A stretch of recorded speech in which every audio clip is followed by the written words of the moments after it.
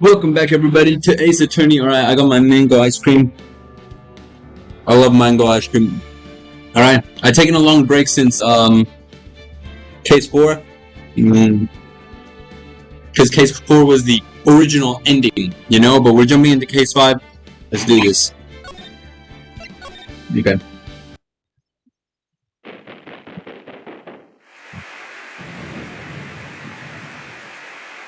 Alright, we're here.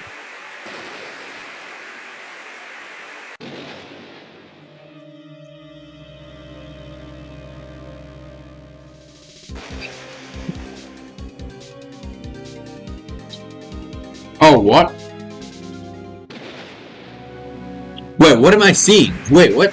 There were two killers in two buildings doing the same thing? Wait, what?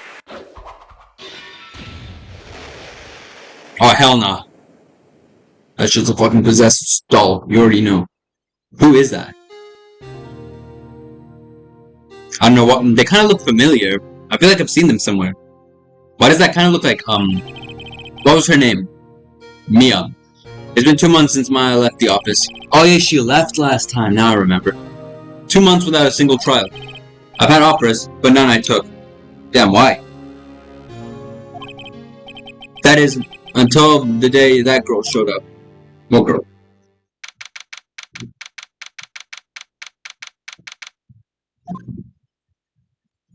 Bruh, I miss Mia already.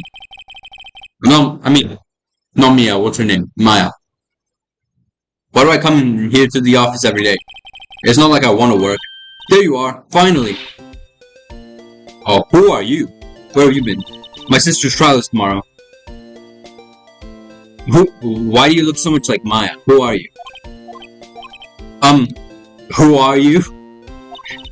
It doesn't matter who I am. It only matters who you are. The famous defense attorney, Mia Fey. What? I thought you looked familiar, but... Oh, you're not Mia Fey, are you? I'm sorry, but Miss Mia Fey no longer works here. So you are? The coffee boy? Coffee boy? No, I'm eating mango ice cream, not coffee. There's a clear difference.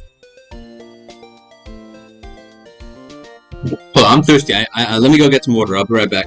I just had 2 glasses of water. I'm back. I'm Phoenix Wright, a defense attorney. Right. Wait! You're the Phoenix... Oh, am I some famous fucking celebrity now? Oh shit, alright then. Go. The Phoenix Wright from the Edgeworth murder case? Yes, that's correct. It wasn't Edgeworth who was murdered, though. That's a relief then. You're better than nobody. I'm sorry. I'm afraid I'm not taking cases right now. But you are Phoenix Wright, right? The undefeated defense attorney. Look, I'm not accepting any new cases. I'm sorry, but you'll have to try elsewhere. Please! I'm out of time. But, please, you have to help. Bro, I don't even know your name! It's my sister. So, it's someone who looks like Maya Fey, who needs help with her sister, and Maya herself needed help with her sister Mia Fey, so who is this person? And why does she look like Maya Fey?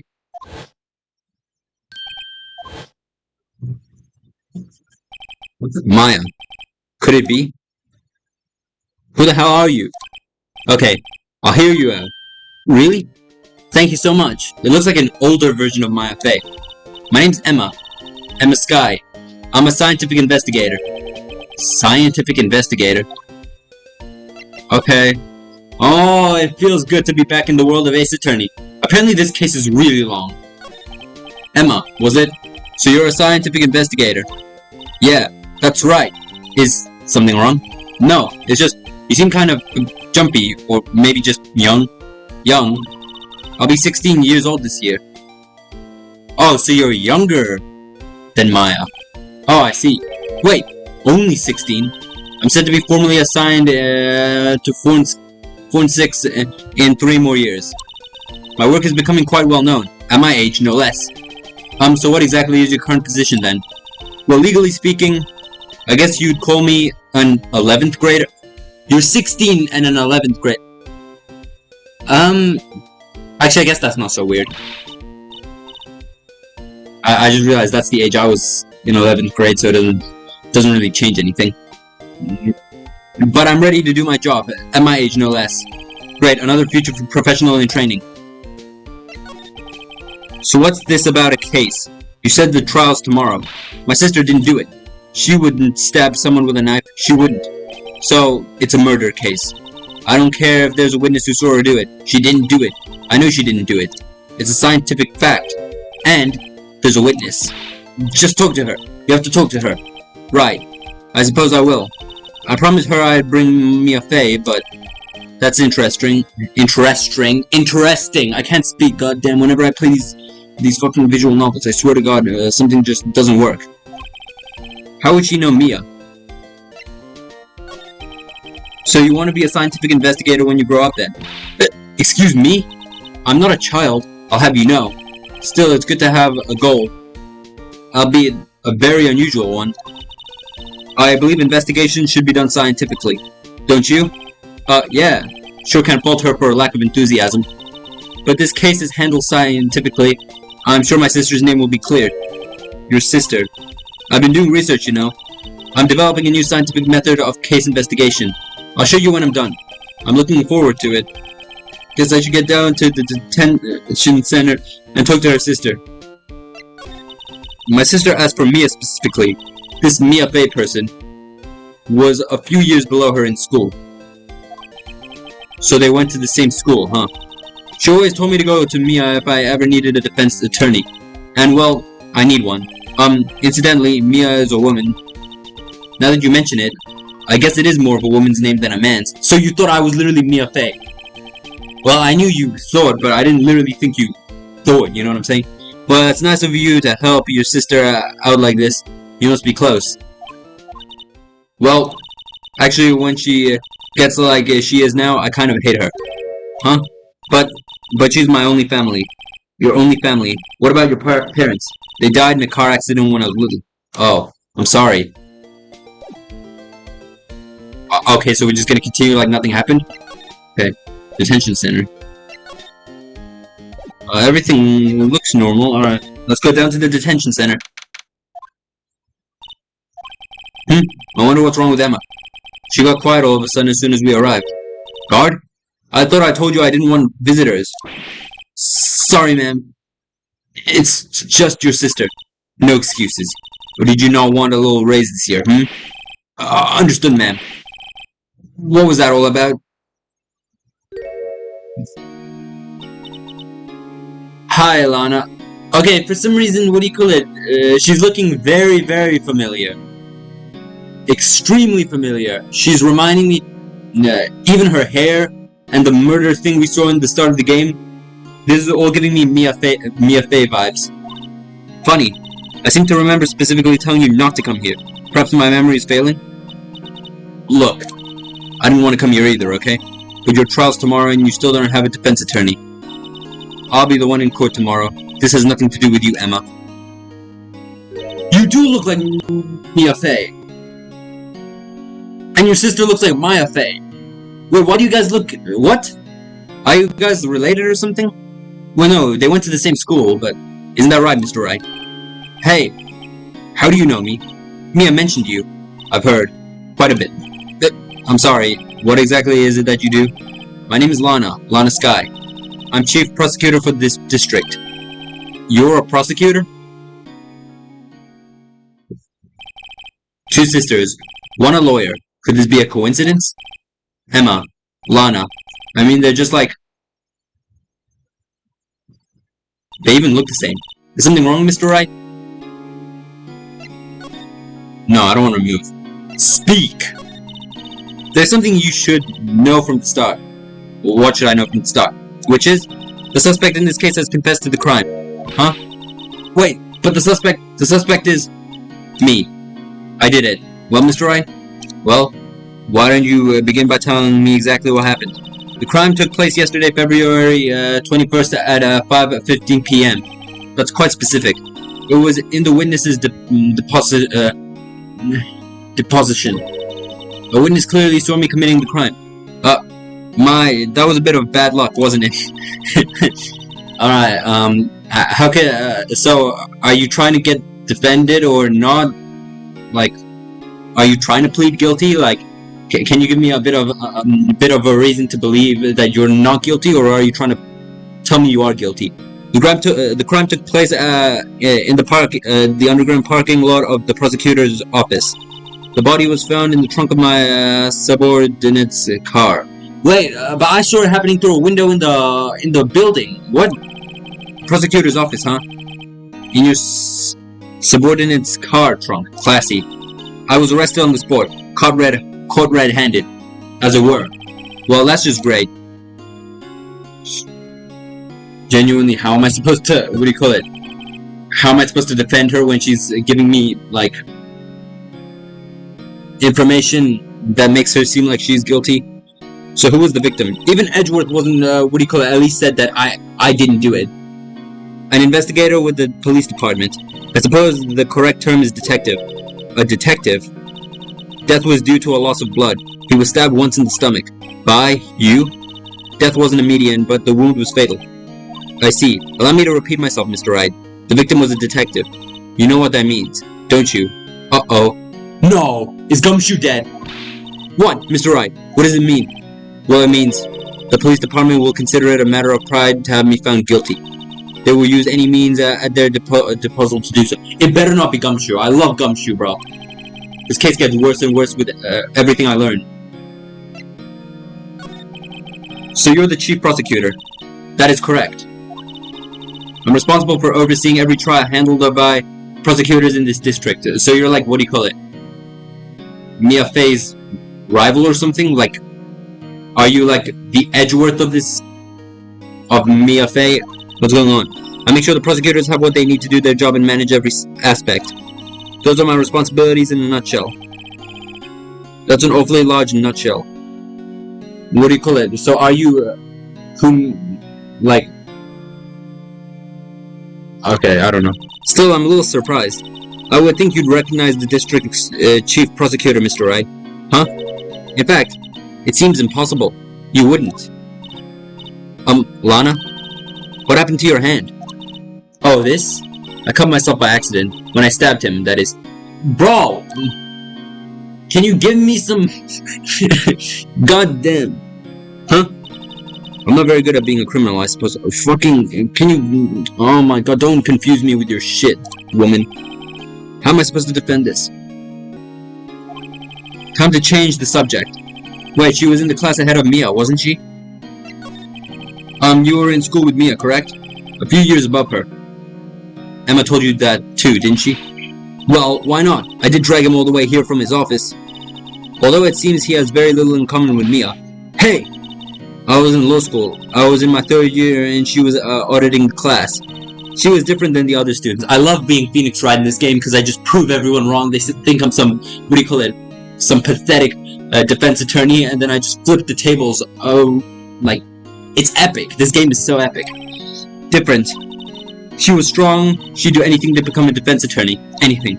That was probably why she was attracted to me. Excuse me?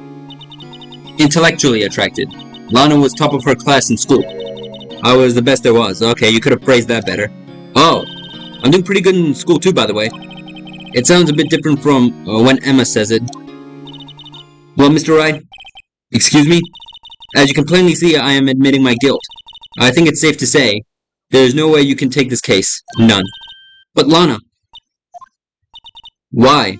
Why are you doing this to me? You never think of anyone but yourself. I know you didn't do it, Lana. I know. So, how can you say you did? If I lose you, I'll be all alone. I hate you, Lana. Mr. Wright. Yes, I believe our discussion here has ended. The rest, I leave to you.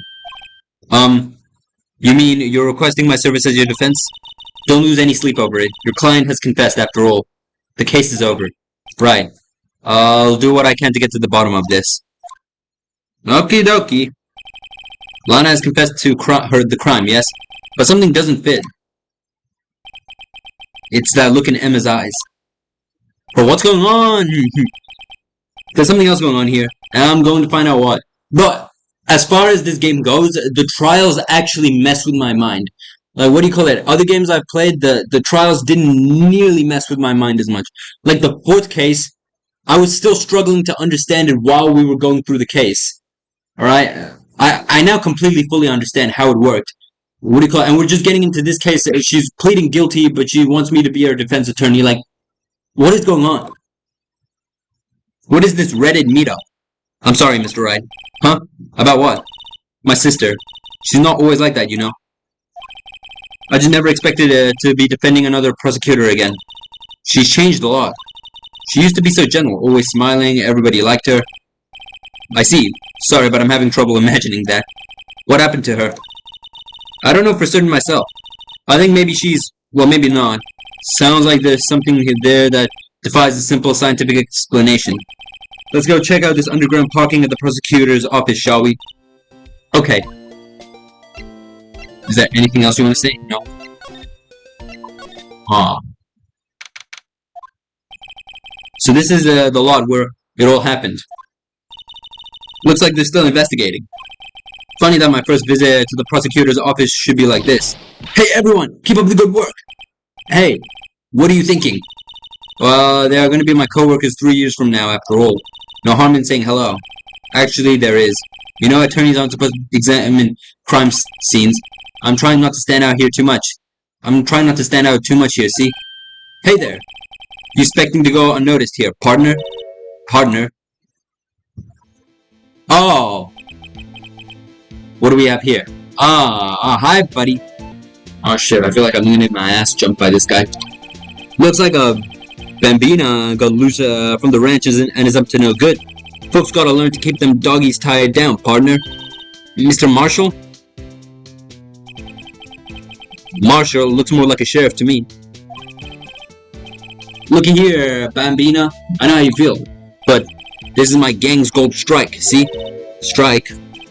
This is our claim, our territory, with a mother load of evidence. If you're fixing to mess with what's ours, you'll regret it, partner. Oh, we'll see about that. You know what dreams the cacti out in the desert dream? You want to? What's this guy talking about? You head along home now. Happy trails, Bambina. How about no?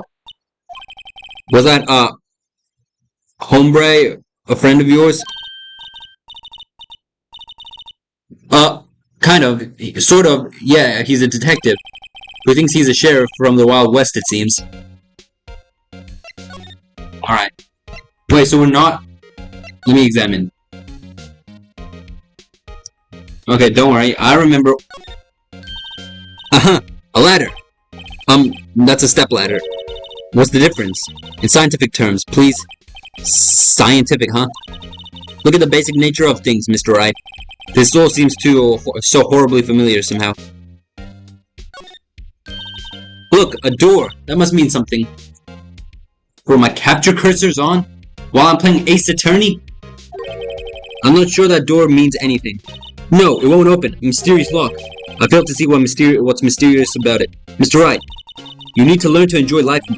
Let's finish our investigation first, shall we? Alright. This is where the cars leave their lot. The arrow on the ground makes it look more like an entrance. What are you talking about? It's plainly an exit. Well, maybe it's both, kind of a dual purpose. Aha! The theory of relativity. What? I've got to write this down. Hey, Mr. Wright. Maybe, you know, was Mr. Relativity German, or was he British? Mr. Relativity, are you sure that was his name?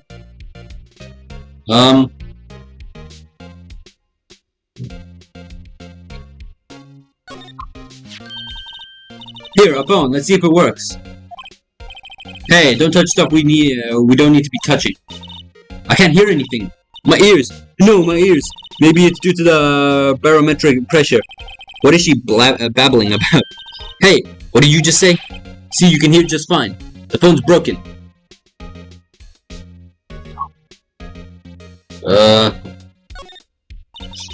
Look, a stylish glass wall room. Very nice. You could see the whole parking lot from in there. It says security. Perhaps it's a cafe? Huh? Cafe security. Yeah, that must be it. Let's check it out later. I hate to break it to you, but I think that's probably just a security guard office. You know, I scored 97 on my science test the other day. Too bad they don't have a test for common sense.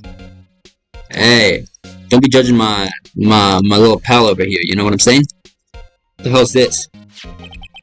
What's this? A wallet? Excuse me, officer? Wait, what are you doing, Mr. Wright? What am I doing? I just found this wallet, so I'm handing it over to the police. I don't believe it. This is real basic. Anything at a crime scene is evidence. Let's be scientific about it, please. Just put it in your pocket. How is that scientific? Sounds like theft to me. Okay. It's called to duty already. At my tender age. Here, I'll teach you the trick to examining evidence in detail, okay? By the way, her eyes are sparkling. I can tell she's been waiting for this. Okay, now, look at the court record. What? I didn't even click anything. You have to be sure to examine evidence carefully on all sides. Now let's start examining, from every angle. Sure. Oh, I think that might be a clue here. You should check it out with the press of enter. Of course.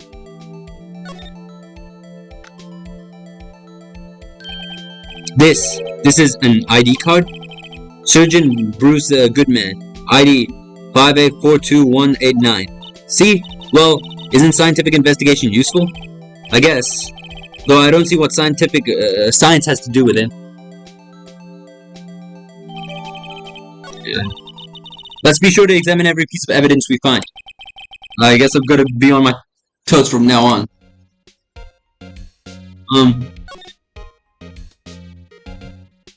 Just quickly. Oh. An oil drum. Looks like it's filled with water. It's heavy. I can't even budge it. The drum over here is on its side. Wait, I know. I'll hide in here and do a stakeout. I think you'd probably just get arrested. In fact, you may not even want to hide in the drum to get arrested. What? I'm not suspicious.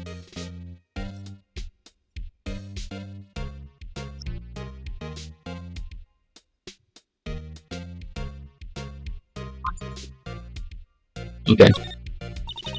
This wool is our way. Wool is in our way. It's got a faucet for water. Wait, I know. This wool is merely a facade, hiding the truth.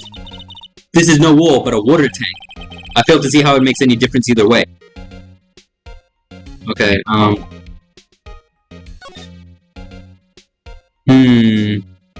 Is there anything else to see here?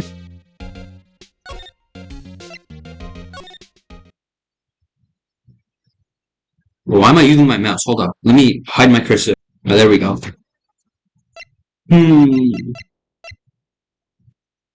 So now what? Well, she's not here.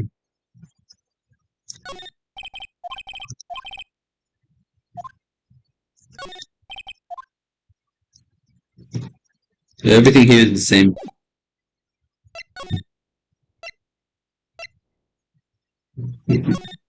Oh, we can go inside here, right? No, never mind. Well, what else is there to do? Okay, I guess let's just go back to the underground parking lot.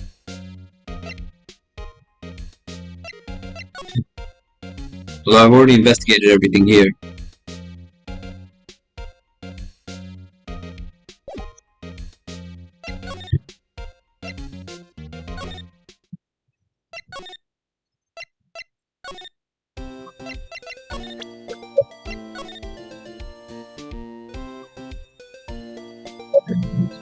Well, I was still investigating this thing.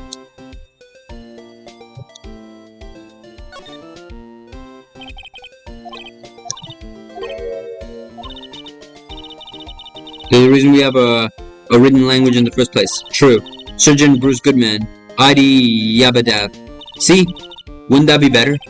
Yabadab. Well, it does have a certain ring to it. Exactly my point. Yeah,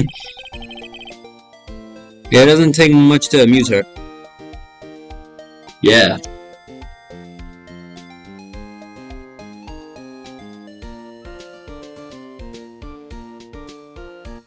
The hell is that? It's so weird to interact with. Like, look at this. How do I put it like normally?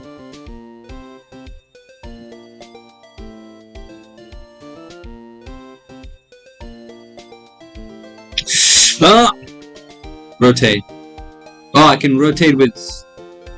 that's so annoying. Oh! I did not figure it out. So I do that. B.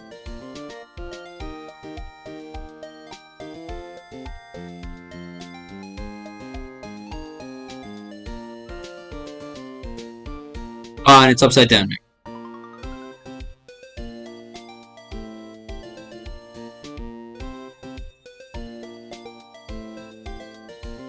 I'm trying to fix it. Hold up, give me a second.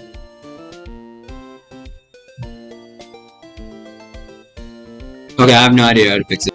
My computer's really hot though. Whatever. Here, see this? Ah, I've noticed that defense attorneys have a tendency to want to show people things. What is that? It is a behavioral study of lawyers? Okay, whatever. So, where am I gonna go down? Back here?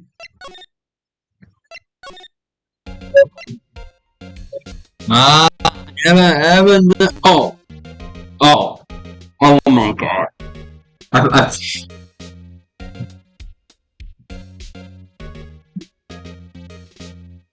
I forgot you could slide. Well, that's pretty sad. Why is it lagging so much? Well, no time to waste. Let's go hunting for clues. I wonder what this is. Well, partner, looks like you've got no intention of going home quietly. Aw, this little shitbag again. The sheriff. Like I said before, this here is our claim. You'd best be moseying along, unless you're fixing to bite the bullet. Ah, scary. Could you just tell us one thing? Who owns that car? Well, the little filly's got a good nose on her. You wanna know who rides that red Mustang with the body in her saddle, eh? Please. Yeah. We're saying please, so you have to tell us now. That's the rule. No problem, partner. About time for vittles anyway. Get yourself to the saloon on the 12th floor of the prospector's office. Might just find you cerveza like you like. Prospector's office. Where did this guy think he is? And when, for the matter. Note to self. Look up Vittles Saloon Cerveza. Maybe we should check out room 1202, the High Prosecutor's office. In any case, stay away from the car. You can look around here all you like, just keep your paws off our claim. Right, great. I was trying to investigate you, bitch. Great, maybe there are some clues around here. Let's check it out. Excuse me, were you two all set? Us? But who the hell are you all of a sudden? What's this? She couldn't be. You're selling lunches? Here? This is a crime scene. Hello, half and half. Was it? What is that even? Is that beans and lentils? Oh, thanks. And you, sir? Yes? Some crunchy goodness coming at you. Alright, I'd eat that. Is that fried chicken? Alright? Or is that fish? Actually, I don't know what that is. Thanks. Interesting way of doing business. So she sells food at crime scenes. Alright, well. I guess she gotta do what she gotta do to make her money. This area is off limits to anyone without clearance. Especially a passer-by. Or are you officers? No, but you don't exactly look like the type to have clearance. Well, that's hardly a way to greet someone. Even if my days as the cough-up queen are over. Cough-up, huh? You know, I'm feeling kind of full. Maybe I'll pass on lunch. I'm quite connected to this case, you see. The images are burned into my eyes, you might say. Yes, they are all sordid secrets. Secrets? Dear me. You are a slow one, aren't you? Wait, are you the killer? I remember seeing someone like you in the building. Imagine if she's the killer. I don't know. We don't have any evidence to base it off yet, so I'll just ignore her for now. I'm referring to the murder, the stabbing of the detective. Was it you? What? I swear it looked like her, the silhouette. But witness clearly saw me committing the crime. I mean, they look similar. Like, kind of. You mean you're the witness my sister was talking about? Please, cop-up queen, tell us what happened. Hey, the name's Angel Star. Don't you go forgetting it. Hey, if you're what do you call it? If you're the killer, then I will show you no mercy in court. All right, you might be pretty hot, but I don't care. The name's Angel Star. Don't you go forgetting it. And before you know it, I'll have you whimpering at my heat. Oh, okay, never mind. No, thank you. No. Yes, ma'am. Yeah, if she means it. Yeah, she kind of bad though. Somehow, I knew. Yesterday was a day of destiny. I knew something was going to happen. Just like how I know the daily special on Friday every week is salmon. Destiny was yesterday. Special for some reason. You're a defense attorney, right? You should know then. What the hell are you wearing on your head? What is that, onigiri? You should know the foul misdeeds of the evil ones who haunt this den of inequity. Evil ones? What do you have on your head? What is that? Is that a hat or is that... what do you call it? Rice balls? Prosecutors. They have no qualms, qualms? What does that say? I don't know. At all about blackening the names of the innocents. And yesterday they paid a homage to the most evil one of all. They gave me an award of King of Prosecutors. What a farce. So she's saying there was some sort of prosecutors convention yesterday. What, was she the king of the prosecutors? Wouldn't it be queen of prosecutors? I was almost compelled to lace their lunches with something foul. Oh. Don't tell me. Do you have a personal grievance against prosecutors or something? Or is there some kind of scientific evidence of this evil? Young miss, mock me at your own risk. You'll soon find out why they call me the Coffin Queen. Ew. The most heinous of all the evil ones, the one they awarded yesterday, it was in his car that they found the body. Proof that devours the evilest, that he devours the evilest lunches of all.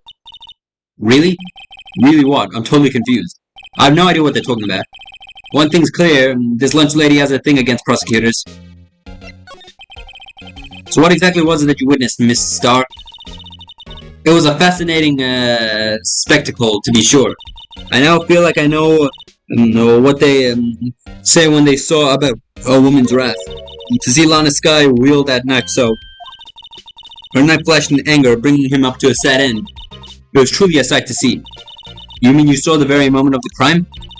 The sound of his silvery ties to this world being cruelly cut still rings in my ears. And the rhythmic beat of Lana Sky's knife? Wait a second, you know Lana Sky? Of course. It's quite a feat, becoming chief prosecutor. How many lunchboxes of sin did she pack to make that journey, I wonder? Can you stop showing me lunchboxes? She always travels light. Now this would, why would this pretty lunch lady know the chief prosecutor's name? Could we ask you a bit about yourself, Mrs. Star? I come here every day to sell lunches. I import only the freshest and best from the far east. And for some reason, the box lunches are a hit here. Why not make the lunches here rather than import them? Did you say something? No?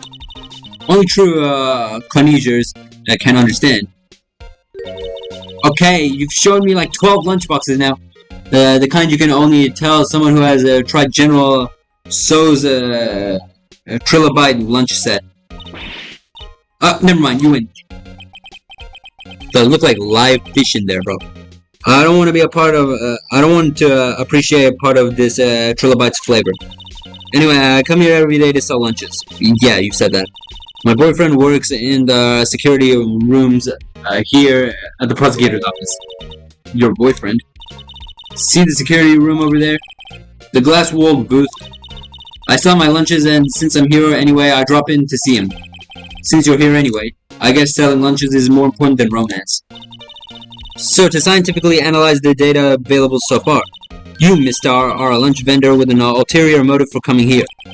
Useful analysis. Not. Hey, she's trying her best, right? Did you have a bad experience with a prosecutor, Prosecutor, Miss Star? I sense some hostility. Hostility? Nah, perhaps. Prosecutors are all alike. And the bigger they get, the worse they smell. Kind of like 10-day-old clams and chowder. I wonder if Miss Star was involved in some sort of legal trouble in the past. That'd be a sure cause of food poisoning, scientifically speaking, of course. I mean, now you're talking, Copper Queen. I thought she was just a lunch vendor, but now I'm not so sure. Alright, well, I've said absolutely everything I have to say to you. Okay, we have a different place now. Oh, this place looks... Is that Edgeworth's suit? Alright, so this guy here, whoever lives here is an Edgeworth fanboy. And they have, what do you call it? The Steel Samurai in the back. Or maybe that's not Edgeworth's suit. It could be just any old prosecutor. This is the kind of room that just screams, I can do the job. Quite a change from your office, really. Thanks. Look, there's a trophy or something here. K. A trophy. What, that shield? It takes real nerve to display stuff like this. Bro, he's just leaving it on his couch like that. Whoever's office this is, they must be a real stuck-up jerk. Bro, my game's lagging so much. Phoenix Wright. You never tire of prying into other people's businesses, do you? That voice. No way. Oh, there he is! Long time no see, Edgeworth. There's my boy, Edgeworth. Edgy, bro. I love Edgeworth. Huh? That's him. That's him, Emma. That's the man, the myth, the Edgeworth. Huh? Mr. Edgeworth? You know him from somewhere? Of course. I'm his biggest fan. My sister introduced us once and... Right. Her sister is the chief prosecutor after all. Well, what brings you here? You just called him a stuck-up jerk, though. I'll warn you, I've been known to be a real stuck-up jerk. No, did I? No. It was just Mr. Wright here. Hey, don't blame me. We were just here to investigate a murder case. Murder? A body was found in the nasty bright red sports car in the parking lot. That would be my car. What of it? What? Your car? Bro, are they really trying to frame Edgeworth again? He's already been through too much. I'll say one thing, she can certainly scream. Alright, Edgeworth. So the body was found in your car. Go ahead, say it right. You think I did it, don't you? After you went through all that trouble to help me last year, no less. No, we don't think you did it. I mean, it was my sister who stabbed him. Oh, wait, no, she didn't do that. I mean... Wait. So you're the chief prosecutor's little sister, then? Didn't they introduce? Yes, sir. Emma Sky. It's nice to meet you again. Now that didn't sound forced at all. Now I remember. You've really grown. Oh. I'll admit, it was a surprise for me too. To think that my own car would become the scene of a murder. More surprising still, I'm being forced to prove my superior's guilt. I can understand. Wait, what did you say?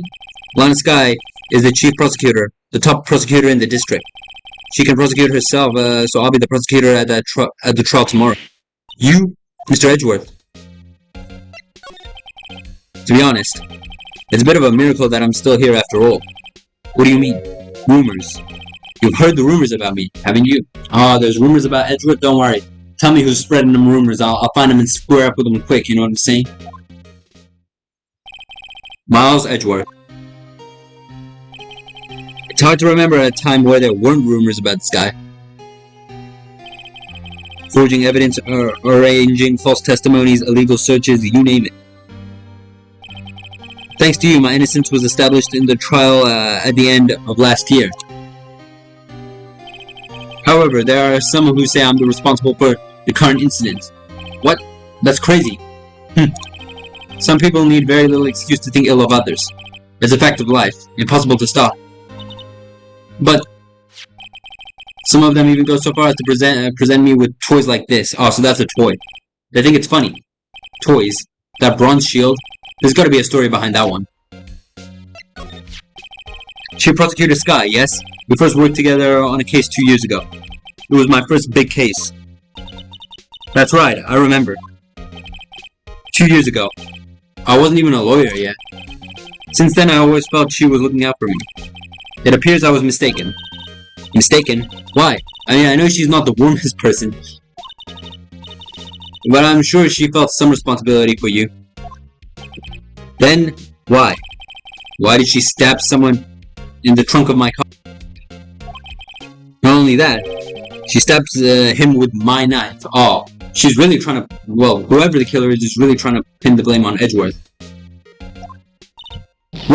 What? Mr. Edgeworth, your knife was the murder weapon?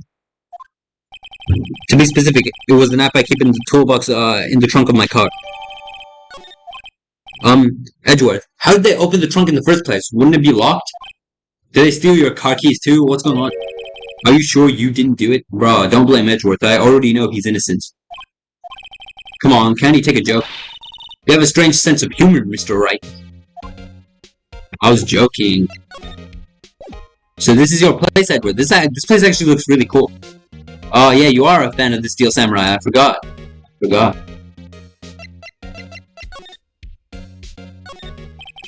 A work desk. It's quite tidy, as one might expect. What a nice desk. Easy to use and easy on the eyes. It's polished so well I can see my own reflection. Gumshoe. Strange. Why did I just picture Detective Gumshoe? Maybe I'll take that name plaque as a souvenir? Don't. He'll sue you.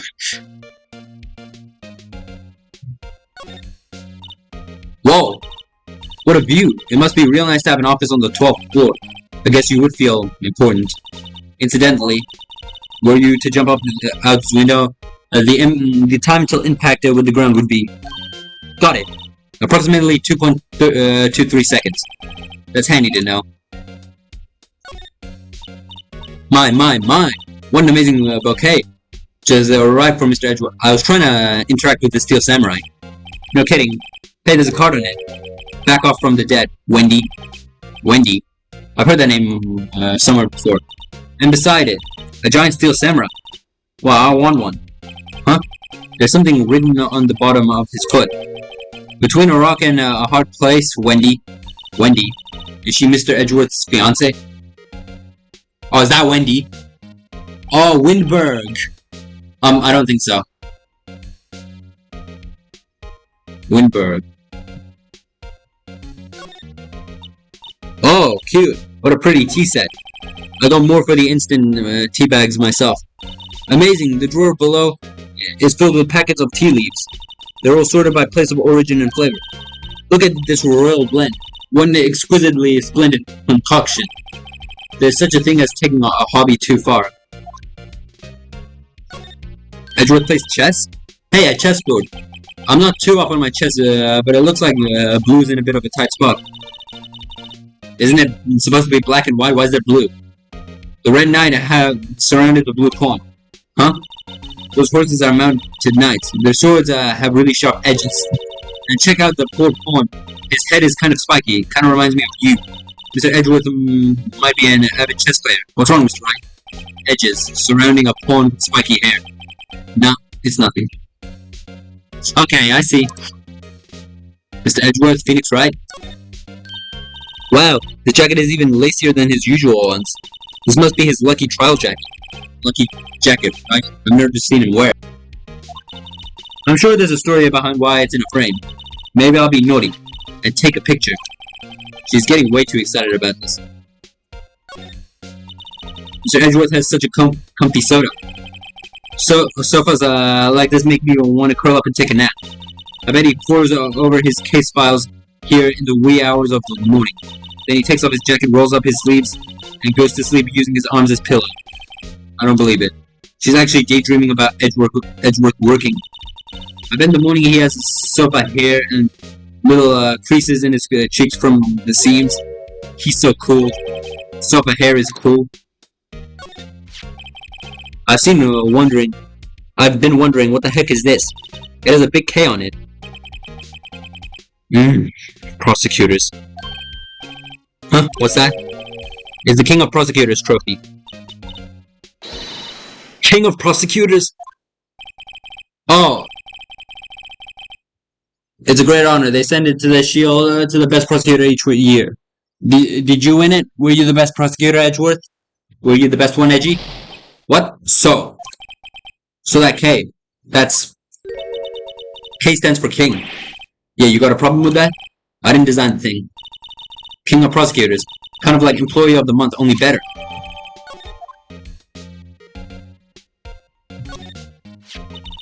So that's the King of Prosecutors' shield, huh? Well done, Edgeworth. You must be proud to be the King of Prosecutors. Congratulations, King of Prosecutors. Please, stop saying that. That still doesn't explain one thing. Why is the tip of this shield broken off?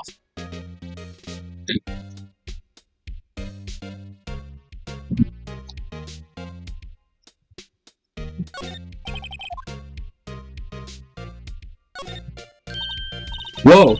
These are old case files. They're stacked up to the ceiling. There's even a ladder. Odd. I thought Edgeworth wasn't good with heights. He must have someone get them for him. Detective Gumshoe. Strange. Why did I just picture Detective Gumshoe? He must study these reports, these case reports so closely. He's so cool. You wouldn't say that if you saw him sweating bullets up on that ladder. Hey, everyone loves Edgeworth. What can I say? Okay, well, I think that's everything here.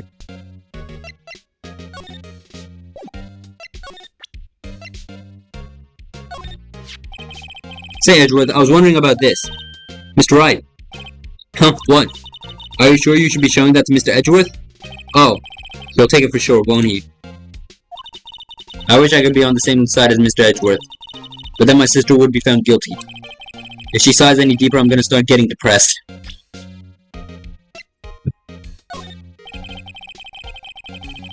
Aw. He doesn't like you very much, does he, Mr. Wright? Nah, but that's worth it. It's never personal. It's all about winning tomorrow. So basically, this says you were the best of the best last year, huh? You can take that foolish grin elsewhere, right? I lost a day of work to receive that travesty. Huh? Why is that? I had to go to the police department to receive that broken shield. The police department? Yes, right next to the police station downtown. You've been there, haven't you? Where? Detective Gumshoe works. Yeah. I was wondering something about your shield. Why is it broken? What does it matter? What does it matter? I've got more important things to worry about. I've never seen Edgeworth smiling sprite like this. Oh, right. He doesn't seem too concerned about his reward for better or for worse. Yesterday was a very busy day for the prosecutor's office. Maybe we should ask him more about yesterday.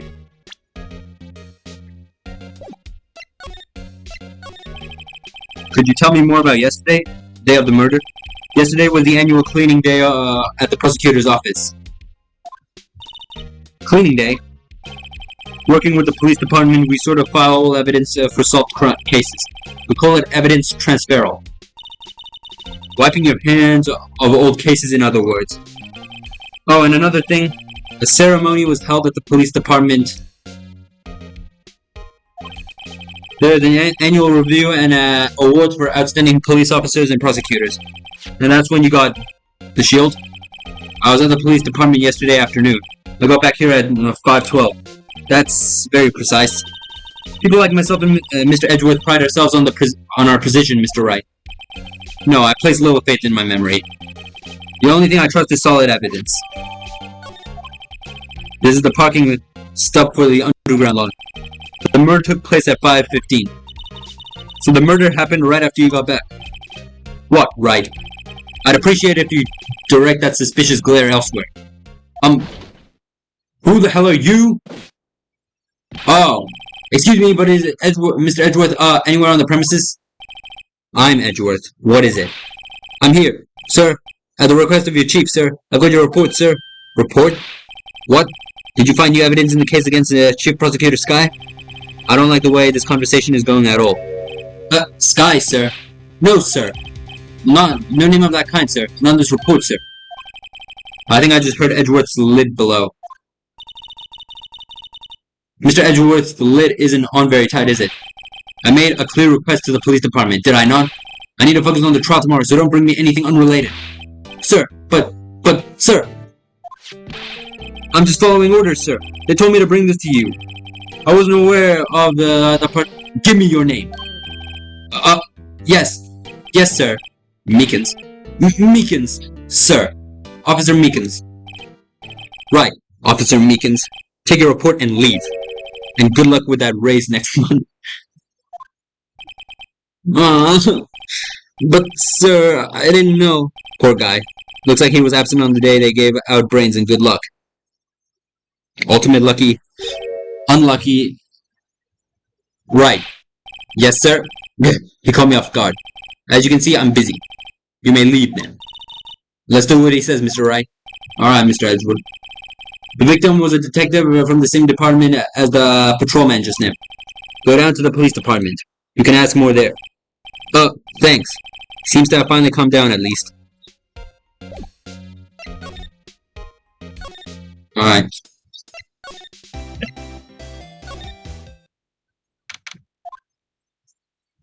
Oh, what is that thing? We're finally here. Why would they put the police department so far away from the prosecutor's office? Beats me, that took 30 minutes by taxi, and traffic wasn't even that bad. The police department, huh? I've only ever been to criminal affairs next door. Hold on, what's that? What the hell is that? Disturbing. Why is it, undulating like that? I swear I've seen that thing before. I've seen so much. I think I've seen this before, but I just don't remember where. Oh wait, I know. This is the Blue Badger. They're trying to make him the police mascot. Wow, Mr. Wright. Oh yeah, he was gonna become the police mascot. I remember now. You sure know a lot about the police. Still, he does seem familiar somehow. Forget the Blue Badger. Who's that next to him? Someone appears to be dancing with the Blue Badger. Uh-oh, he noticed me. Emma. He sure is running over here fast. Oh, he's alive! Hey, pal, what are you doing here? That's my line, Detective Gumshoe. Specifically, why were you dancing over there? What? Well, at least he doesn't seem to be busy. This is our last chance to get information. Hey, I'll have you know I'm a very busy man, pal. I'll give you one word of advice, pal. You better not agree to defend the suspect in this case. Why not? Huh? Well, it's just that Chief Prosecutor has confessed to the crime. She says that she summoned the detective to the prosecutor's office and she killed him. But what if she's not telling the truth? Yes, well, no. Come on, pal. There's plenty of evidence against her. But what if the evidence was faked? Hey, pal. Can I speak to you for a second? Huh? Me? Why is this little girl so peeved at me? She's a relative of the suspect. She's Lana Sky's sister. Whoa! The chief prosecutor's little sister? Just please investigate this case carefully, okay? Scientifically. Yes, sir. Oh, by the way, you might want to keep your voices down. You don't want to be overheard using words like faked. Huh? It's a sensitive issue with us these days. So, what are you doing here, Detective Gumshoe? Me? Oh well, nothing really. They kicked me out of criminal affairs. Detective Gumshoe, what did you do this time? What do you mean, this time? Then what happened? I know things are busy right now. I mean, with my sister's case and all. It's true. We've never had a chief prosecutor murder anyone before. Only the highest ranked people are being let into criminal affairs now. The lowest ranked is our chief of detectives. They're not letting any of us or rank and file detectives at all. None of you.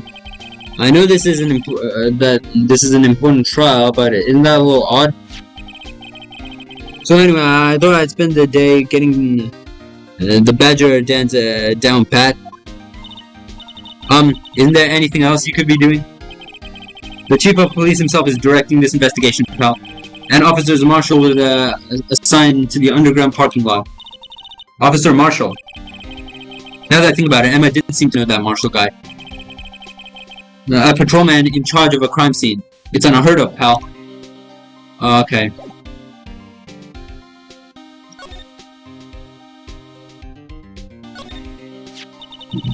I was wondering about, that. What? The Dancing Blue Badger? It's my masterpiece. You made this, Detective Gumshoe? The chief threw together some designs and I just did my thing, pal. Nice work. It's battery power, so it can go anywhere.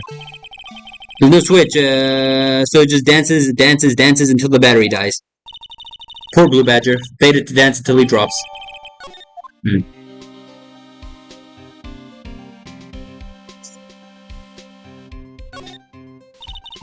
I always get excited when I come to a police station. Why is that? It just feels like I've jumped into a movie. Huh? You know, with all the police and criminals. Well, I don't know if this is all that exciting. Sure it is. Look at those two officers there. They're probably talking about the latest bust. Funny. I thought they were talking about the weather. The detectives in there look pretty busy. Just imagine, right now, behind those doors, a police drama in action. Somehow the thought still fails to excite me. Look, that patrolman is saluting the other guy. He must be a detective. And then I said, hey, you do that, your soup will get cold, buddy. That's hilarious, sir. I laughed so hard I cried. I guess he wasn't saluting. He was wiping tears from his face. From his eyes. They make a good pair. Mr. Wright, do you know why patrol cars are painted black and white? No idea. Why? Well, I think they're designed after a panda. A panda? Not that I have scientific proof, it's just a theory. A game theory. Phoenix Wright is a criminal. I'm sorry. Do you mind asking how you came up with that theory? I mean, I didn't watch the official theory, but I saw on my For You page a theory of MatPat saying, is Phoenix Wright a criminal or something like that? It was when I was on a school trip, I saw a police car and it came to me. I haven't watched the video though. So, I might, what do you call it? I don't know. Is Phoenix Wright a criminal or not? Probably not, right? He's a defense attorney. I mean, I don't doubt that he's probably doing some stuff that defense attorneys aren't supposed to do, like slamming your desk, yelling objection, insulting people, but apart from that. We've just been at the zoo, see? What about zebras? Or do they not have those in your zoo? The banner here is announcing the crime-fighting campaign. Nice slogan. I wonder if they'll be selling fingerprint sets. I don't think it's that kind of campaign. What family wouldn't want a set at home? It's good for finding out who snuck into the cookie jar. I think most families can figure that out without the extra help. Alright. The usual wanted posters are hanging on the bulletin board here. Do you know this face? If you do, dial 911. You know, Mr. Wright, I've always thought it was kind of funny. I've never seen anyone who looked like the people in these posters. They hardly even look human. She has a point.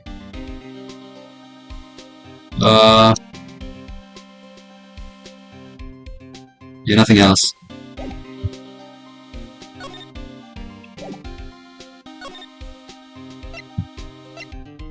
So are we just gonna go back?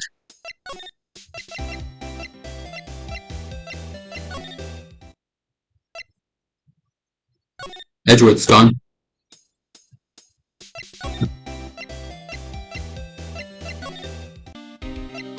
You're still here.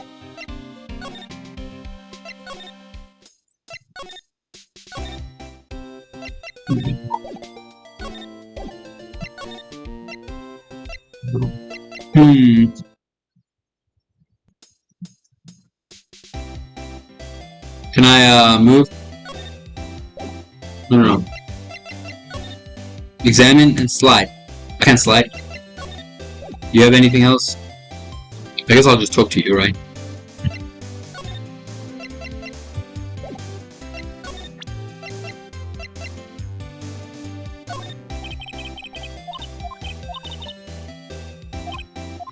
Yeah, never mind. Cause that was wrong.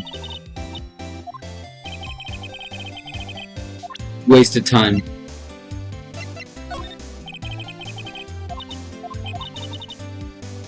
No! I don't care! What did I just do? Oh, I can inspect this thing.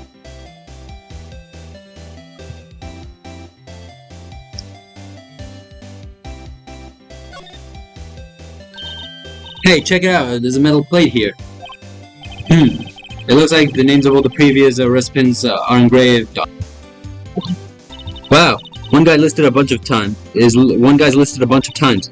Von Karm. Aw, yep. I guess he must be a foreigner. Yeah, that's probably it. Trust me, you don't want to know who Von Karma is. Well, wherever he's from, he must have been an amazing prosecutor. Yeah, no.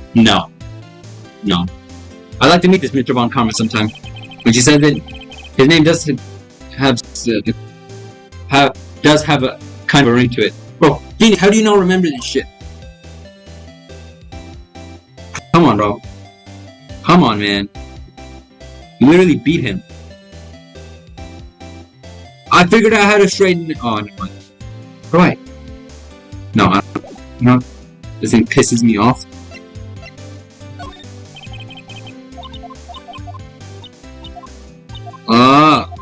Look, I'm sorry. Okay, clearly she doesn't really care about any of this stuff. Can I move?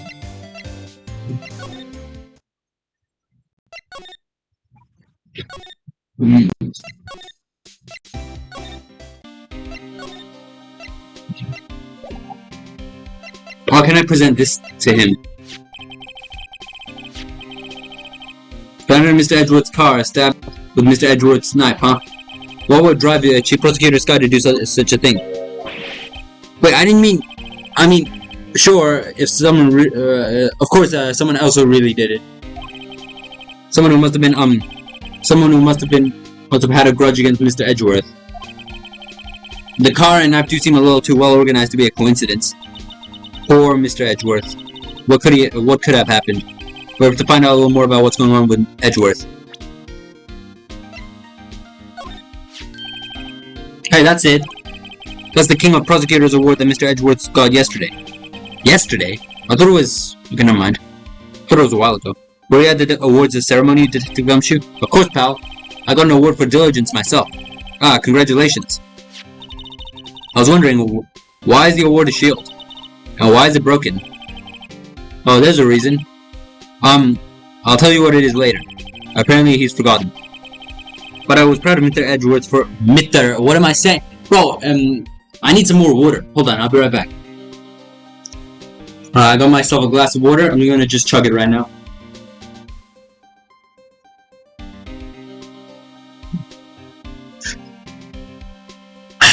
Alright, now it's plain. Even with all the naysayers in the prosecutor's office, bro, my votes have really had a toll. I haven't been recording in a while. Naysayers must be because of the rumors. I think I already showed him this. Yeah.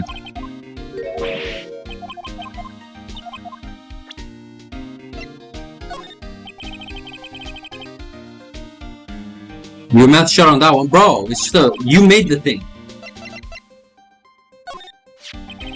I'm Detective Gumshoe. What can you tell me about this? Hey pal, this is a detective's ID card. You can't just keep that. You have to return it to the police. It's people like you that get me into so much trouble all the time. Meaning Detective Gumshoe must drop his card a lot. Let's see. Good man. Good man. Sounds familiar. Nah, my mistake. But then you work together with him in criminal affairs? Whoa! Now I remember. Okay, he suddenly remembered, I guess. Bruce Goodman. He's the victim. Oh, I guess that would make sense. That's what I thought. Yeah, I think that's what we all thought. Why else would his wallet just be lying around like that? Can you tell us more, Detective Gumshoe? Tell us more. Cool. So, this ID card belonged to the victim. He was a detective like myself. Detective Bruce Goodman. Don't you think it's strange? I mean, why would the victim's ID card be lying on the ground where we found it? Or why would it not be, what do you call it, in the trunk with him? Well, the detective should have been at the police department yesterday. There was evidence transferal for a case he handled 2 years ago. Evidence transferal. Mr. Edgeworth mentioned that too. But Detective Goodman was killed at the prosecutor's office. Well, that's the thing. It's hard to say this, but word is that Chief Prosecutor's guy called him out there to the parking lot and Lana's confessing as much. He's in a tough spot again. Yeah, we remember. We remember that fateful day. Exactly what happened. Well, it all started with the murder of that defense attorney Hammond. Mr. Edgeworth was found innocent. Listen, pal, there have always been rumors about Mr. Edgeworth. Forging evidence, making deals with the witness. Nothing outright, but there were always whispered rumors. Ever since he was accused of murder, no one's whispering, they're practically shouting. But there's no evidence against him. Well, has always had unusually strong ties to the department higher-ups. It's only natural that people would be suspicious. I had no idea he was under the gun. Anyway, the latest case has started a new rumor, so I'm going to be fighting against Edgeworth in court, alright?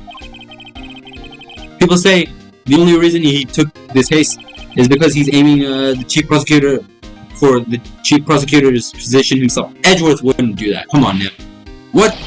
But I know the truth, pal. Nobody wants to prosecute the chief prosecutor. Yeah, we already know Edgeworth's innocent. Come on now. Mr. Edgeworth is biting the bullet on this one. He's doing this for all of us. Bro, I'm not gonna let this shit accuse Edgeworth. Anyone in this courtroom accuse Edgeworth. Just watch. That's all I know about that. I'm not officially on the case, you know. Thank you. Bro, Detective Gumshoe's a real one. I fucking love Detective Gumshoe, bro. Why aren't you handling this case, Detective Gumshoe? You met the guy who is? What is his name? The guy in the parking lot? The sheriff guy? That'd be Officer Marshall. He was appointed directly by the chief of police. Oh, really? Officer Marshall. Is he some kind of Wild West sheriff or something? No, Jake Marshall's just a regular officer. From West LA. For a moment there, I wasn't sure. Look, pal, let me try to make things a little easier for you. Show them this and they'll let you examine the crime scene. Maybe. I'll be surprised if this gets us anywhere. Just act like you're supposed to be there and nobody will look at you twice, pal. Alright. Don't worry. Thank you, Edgeworth. I mean, not Edgeworth, Gumshoe. Looks like the investigation is still going on. I have to be getting back to the shop.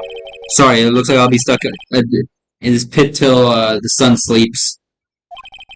I'll see you in my dream tonight then, baby. Who is that? Oh, of course it's you. Who else would it be? Oh, still here. Hello. Why the surprised looks? Didn't I mention? I've got a friend in criminal affairs too. What happened to the security guard? There he is. Hey, what's wrong, Bambina? Do not call me Bambina, you motherfucker. You're looking like a doggy that's lost its herd. Jake Marsh. Strange guy to put in charge of a crime scene. There's something I wanted to ask you. The scene of the crime. A cold grip from men who've lost their dreams. And me, I watch over them as they sleep, dreaming of the desert's harsh judgment. He's asleep. Well, should we know this hopeless case something to catch his interest? There's something I wanted to ask you. The scene of the crime. A cold grip from men who... Oh my god. I see what I'm supposed to do. Would you mind reading this for me? What's this? I warn you. Fan letters to me go right in this platoon. It's a letter of introduction from Detective Gumshoe. Maybe we investigate? Gumshoe? Ah, that old cow dog. Cow dog? He's holding a birthday party or something? Huh? Look where it should say letter of introduction. It says invitation. Ah, I think he just miswrote it. Wait, why am I getting all defensive here? No worries. This proves it's from Detective Gumshoe. Better than a blood test. Guess I better let you in then. Thank you, Officer Marshall. Oh, that's right. He's a patrolman, not a detective. So he has to listen to Detective Gumshoe. Which reminds me. Wait a sec. Isn't a crime scene supposed to be handled by a detective or higher? Well, folks, the clues are calling. Welcome to our gold strike. Be like the settler. Strike out the lands unknown. Manifest destiny. Have a hoodnanny. Note to self. Police investigations are like selling land. Well, Mr. Wright, what do you say? I say I won't be needing this anymore. Detective Gumshoe. Okay. Well, don't discard it. We might need it later. Oh, we can slide now. I don't exactly see the point, but that looks different. Hold on, what's that? Examine. No, I've already investigated all this. Never mind. So will you talk now? Officer Marshall, could you tell us more about the victim? Good men always die young. Remember that, partner. Could you be a little more specific? Bruce Goodman. He was a detective, right? Well, aren't you a feisty doggy there now? Detective Goodman was stabbed here at 5:15. The smiling Madonna told me the tale. I think he means the witness, Miss Angel Star. One step to the chest, a fine piece of work. This here is the autopsy report. Was my sister involved with the victim in any way? Funny you should mention that, Bambi. Chief Prosecutor Sky and Detective Goodman had nothing in common at all. Yeah, so what exactly was the motive here? Nothing in common. They apparently worked together on a case a few years back. Yeah, okay. Why is it lagging so much? So there was no motive. Goodman wasn't a particular detective. There's one reason why he didn't do much work with the chief prosecutor. But my sister called the victim here on the day of the murder, right? Here, to this parking lot. So it seems, like calling an unarmed man to a shootout at high noon. I don't mean any offense, but Officer Marshall, you're a patrolman, right? Not a detective? You're calling me out? They shoot you for that in Texas. Huh? I was one of them fancy shoot detectives till 2 years ago, to tell you the truth. Oh, really? Now he tells me? But you're a patrolman now, so how can you be in charge of a crime scene? Nothing gets by you, does it, Bambina? So why are you in charge? No reason. We're just short on hands right now. I'm keeping an eye out in the meantime. That's odd, though. Detective Gumshoe was saying he had nothing to do. Nothing important, at least. He's nothing but a sad old cowdog that can't find his tail. Hey, don't diss my boy Gumshoe like that. Maybe it's because he runs with that Edgeworth, eh? Edgeworth. That cowdog's been kicked out of the cattle run by order of the chief of police. Just he don't realize it yet. Detective Gumshoe kicked out of the investigation? Is that it? Alright, whatever.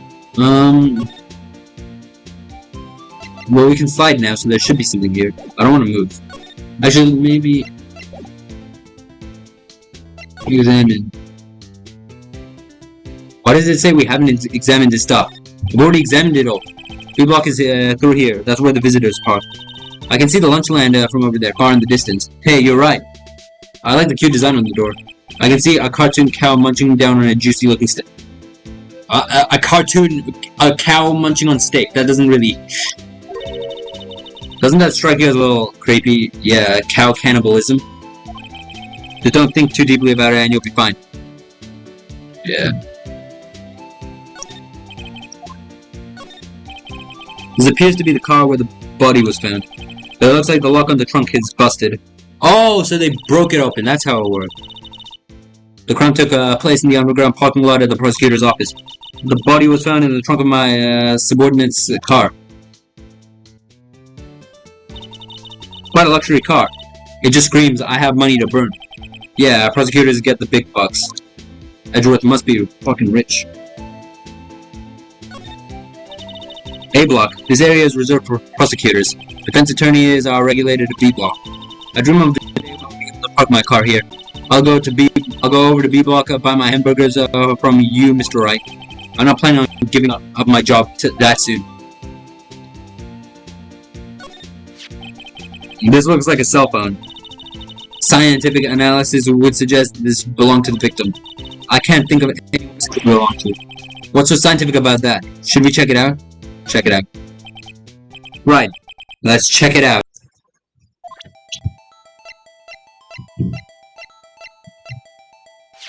Why is it like automatically switching? Like, why can't I switch? Like, I'm not controlling that. There's like literally nothing here.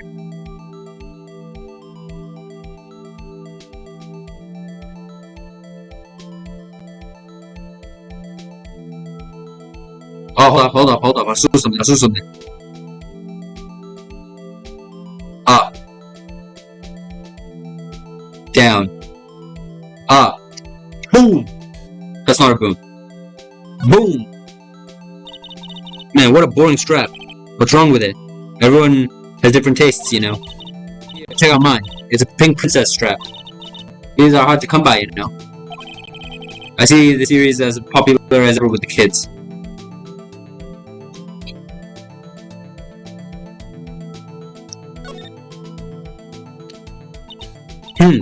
This phone's still on the redial screen. Redial.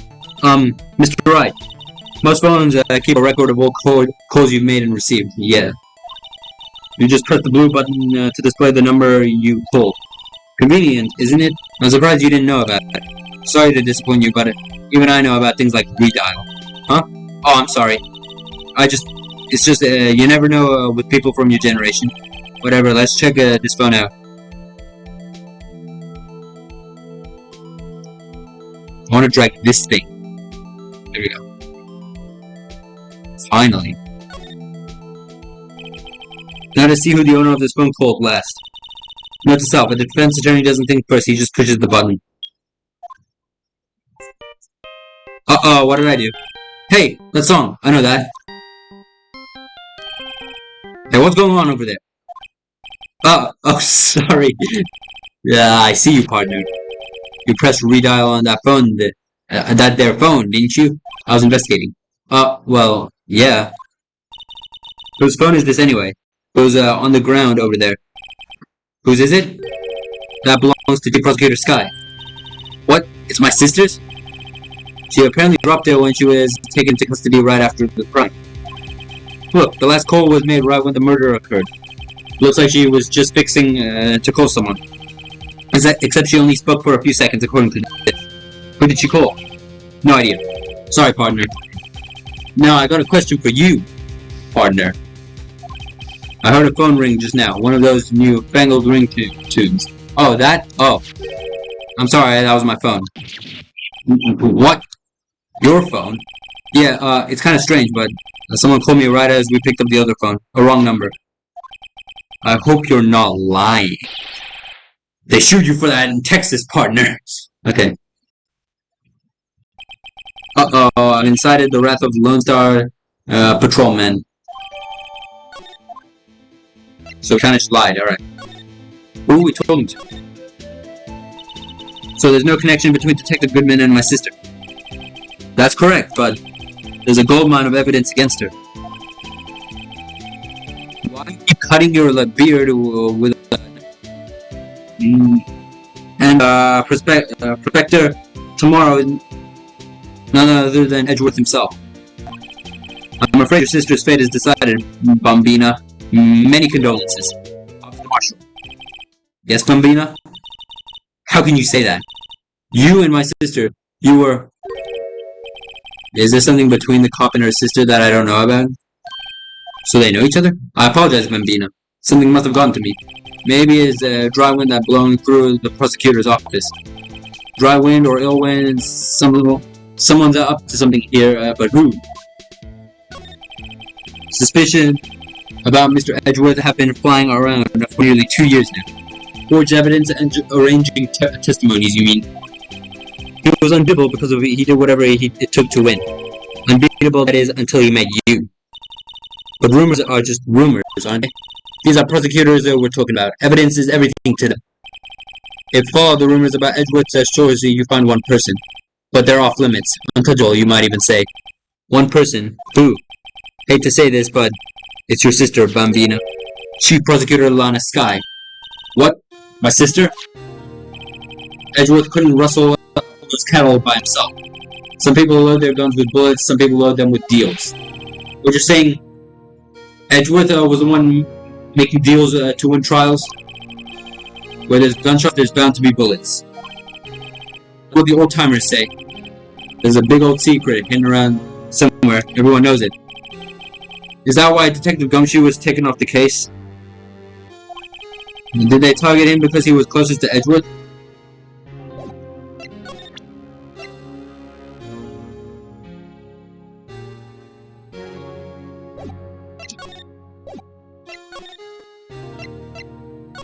So do we have to talk to... Let's see here.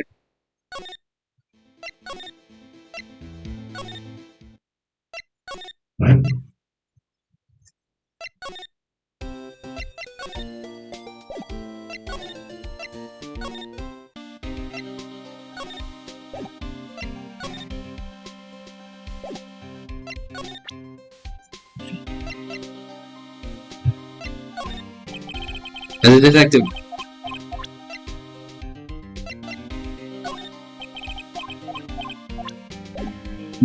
What if we go over here and then use the cell phone?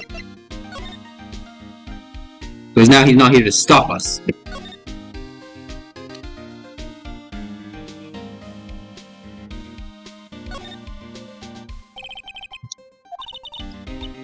Bro.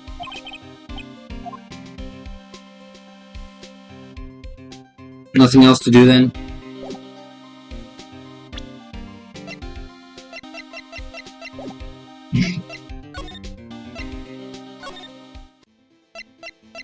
Bro, what else do I have to do? You have nothing else to talk about. My sister's cell phone. The last time it was used was at 5:18, right after Goodman was killed. Maybe she was canceling her date for the night? Why did Lana make that call?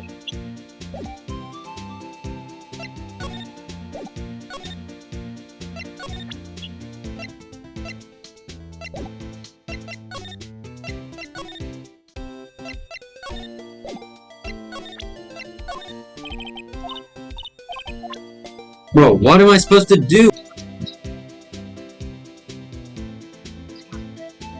Oh! This rope. Yep. They laid it in the outline of the victim's body. Alright, I took a little break. I went for about 15 minutes, but I'm back. So wait. The victim must have died when the killer closed the trunk on him. You have got to be the only person I know that would come to that conclusion. Oh. What's this? Looks like a note of some sort. 675 12-2.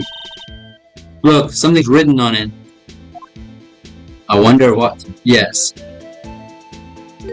don't know what that is. You're right, let's see. 7X 12-2. Never mind. There's a name printed on the paper above that says Goodman. Maybe it fell out of his pocket when he was killed? Well, so, what does it mean, Mr. Wright? How am I supposed to know?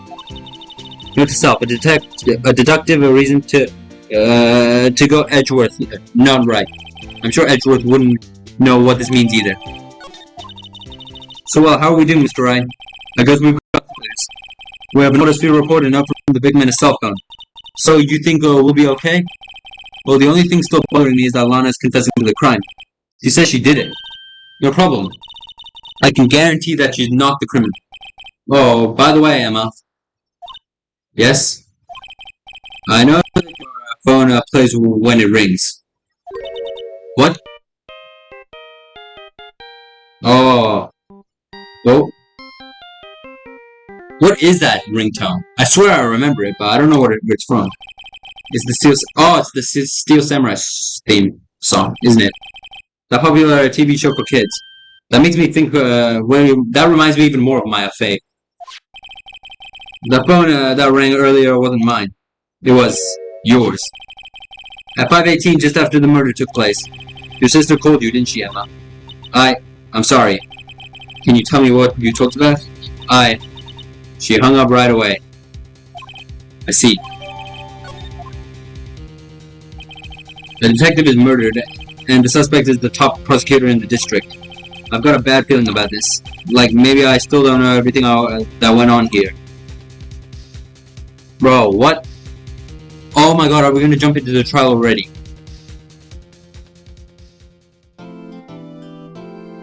Alright.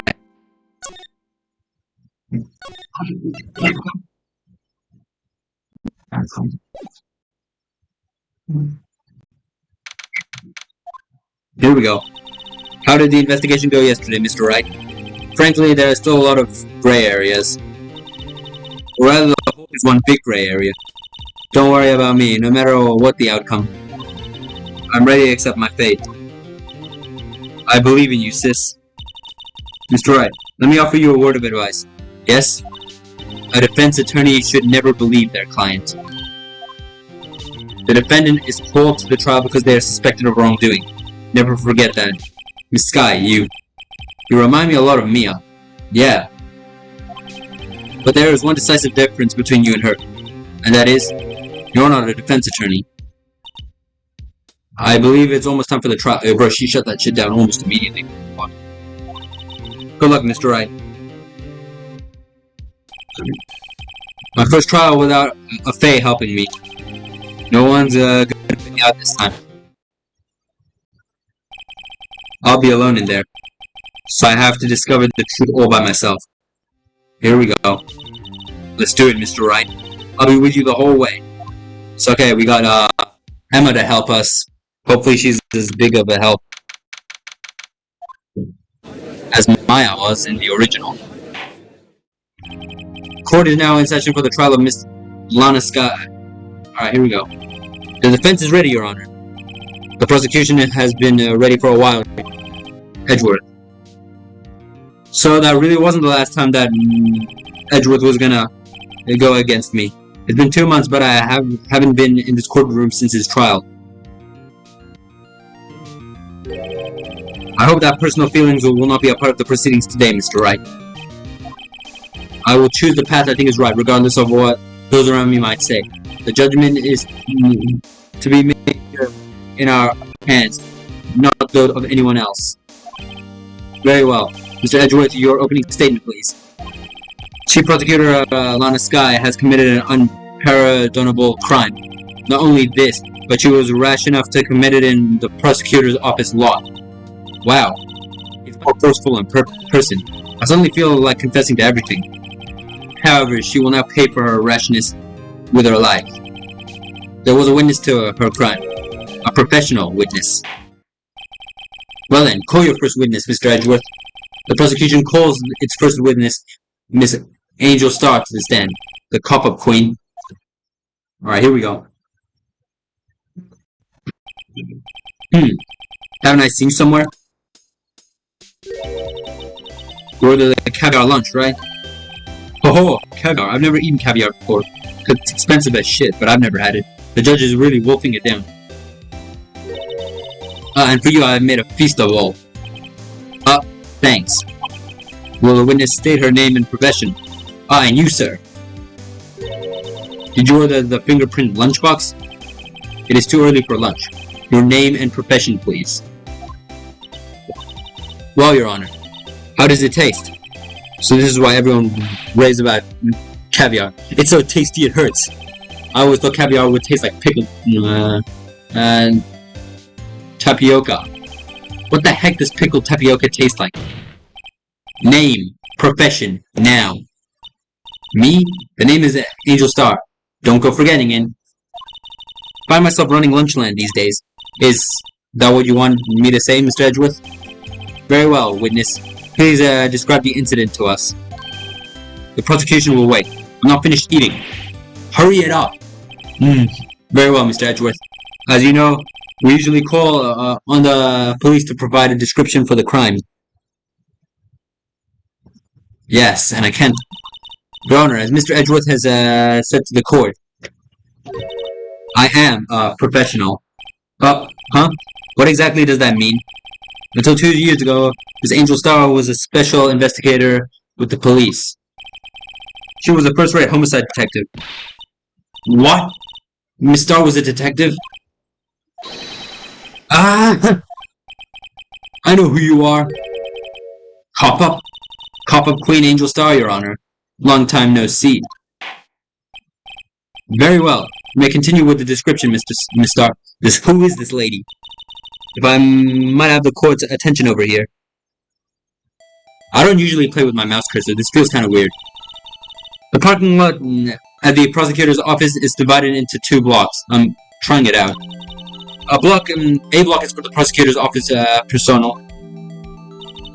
B block is for the visitors and clients. A chain divider separates the 2 blocks. I suppose that's to keep visitors from taking up prosecutor's space, yes? The crime took place by a car in the back of A block, in the car's trunk. The killer stabbed the victim with his knife and went to drop the body out.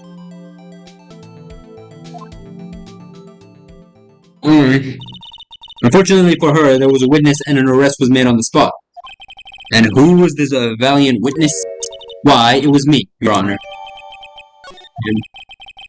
Witness, did you see the very moment of the crime? Of course, Your Honor. Immediately after that, I apprehended the chief prosecutor. It does seem rather cut and dry, doesn't it? Well, Mr. Wright, I can't agree on... Well, Your Honor. It seems that some poor losers are unwilling to accept the truth, Your Honor. Shall I proceed to crush what little hope they have remaining? If you can, then give them your worst, Miss Star. Wait, are they talking about me? Of course, who else would it be talking about? Oh, cross-examination time. I love these, alright. Somehow, I always knew a day like this would come. I was on my way to deliver a lunchbox to my boyfriend, when I sensed something. Perhaps it was my finely lone detective intuition at work. Through the wire fences, I saw the chief prosecutor standing next to a garage car. The chief prosecutor was holding a knife in her right hand. Then she thrust the pointy tip back into Detective Goodman's chest. Let me just see. No prints. Okay.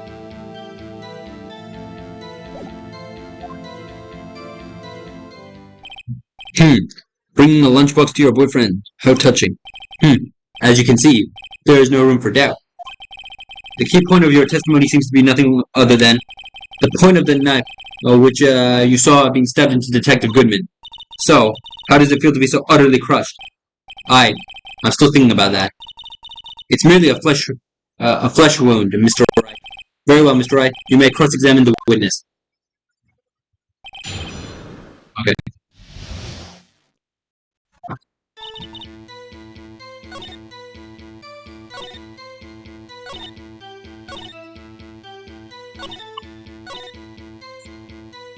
Wait, let's press from the start. I think I know what it is, but...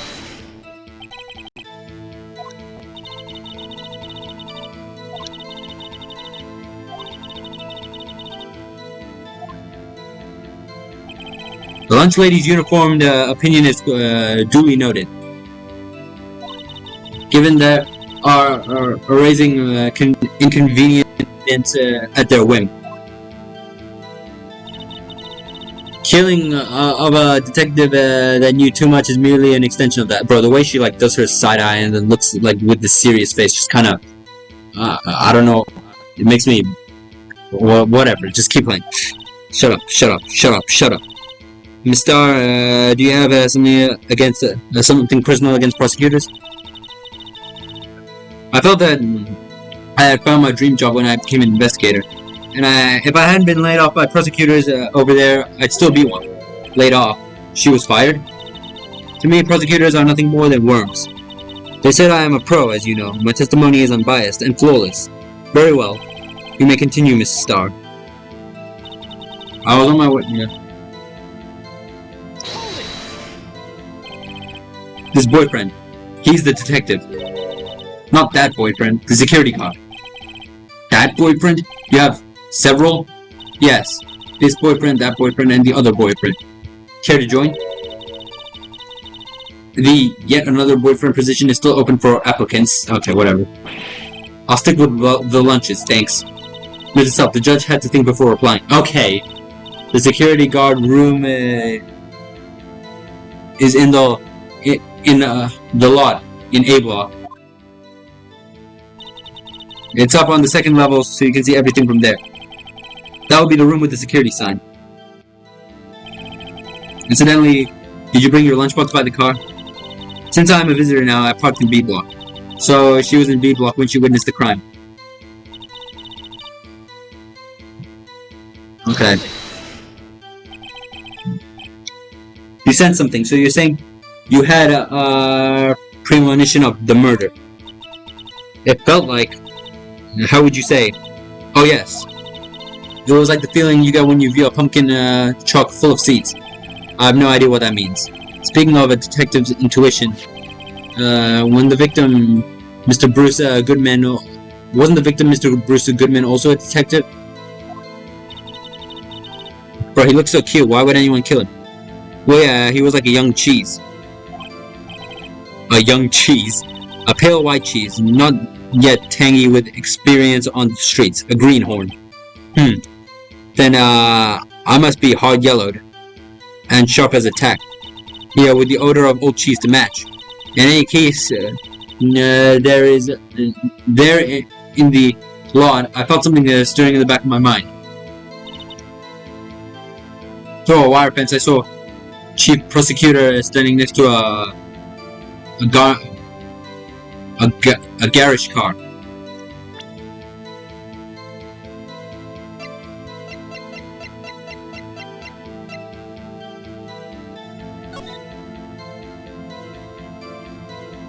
I wish I could slide. Oh, I wish I could see it better.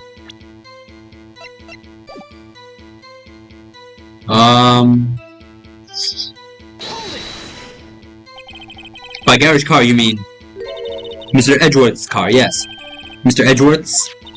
Incidentally, the knife with which the victim was stabbed was also Mr. Edgeworth's, wasn't it?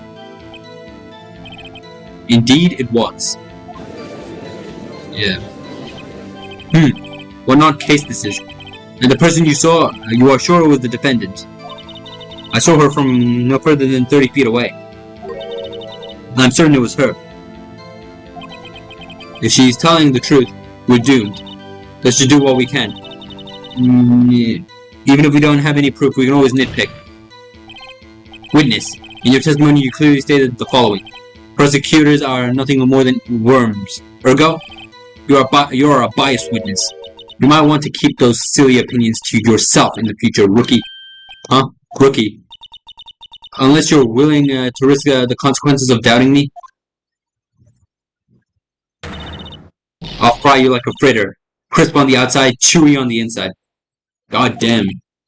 That was inspiring. Bro, the way she does that, what do you call it? That slow turn into the, what do you call it? That devilish frown is inspiring. That's all I'm saying. I believe I've heard that tagline elsewhere. You could cry plagiarisms. I may be relegated to the lowly post of lunch lady, but my instincts are honed. A photograph? You took this? The moment I witnessed the crime, my reflexes took over and snap, I took a picture. In fact, one of my lunchboxes is rigged with a camera. I suppose that's more exciting than just hanging it around your neck. Witness, why am I only seeing this photograph just now? You think I'd show it to you, prosecutor? Think again. My boyfriend works in the photography division of criminal affairs. Well, this is most certainly the defendant. Uh-oh, that is unmistakably Alana Sky. I'm trying to look at something that will make this more... So what was the defendant doing at the time? Chief prosecutor was holding her knife in her right hand. Tell me more about this knife that the suspect was carrying. Well, I'd say the blade was about 4 inches long. Is that right, Mr. Edgeworth? It is your knife after all. Yes, that's about right. Prosecutors are, by nature, well versed in the location of a man's vital organs. I'm sure it was easier than boiling an egg for my egg salad surprise set. You can't testify as to her ability to kill an egg. I mean, a person. Perhaps a chicken salad would have been a better metaphor. So the defendant was holding a knife. What then? Then she thrust the pointy tip of the knife into Detective Goodman's chest. Tell the court why you didn't try to stop this crime. You did see her raise the knife to strike, no? The defense has a point. Unfortunately, by the time I realized what was going on, it was already too late. Too late? Yes. The next moment, the chief prosecutor brought down the murder weapon. I see. It's only a flesh wound, Mr. Wright. We can make it. You said that before. Anything else? Scientifically speaking, Miss Starr's testimony is flawless. Sounds pretty fatal to me. What do we do? Isn't this it? Is my sister guilty? Let's just keep our heads cool and press the witness a bit, shall we? For some reason, having her panicking next to me makes me calmer. Don't smile like that.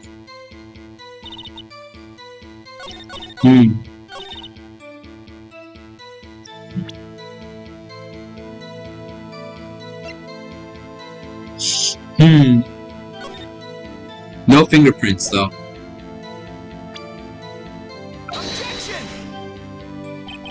Your Honor, what do you think about the witness's statement? I'm not sure I follow. It clearly contradicts the, I thought... No, I thought, what? There's no... You don't sound very convinced, Mr. Wright. Objection overruled. Uh-oh. I don't think that won me any points with the judge. Let me just check my...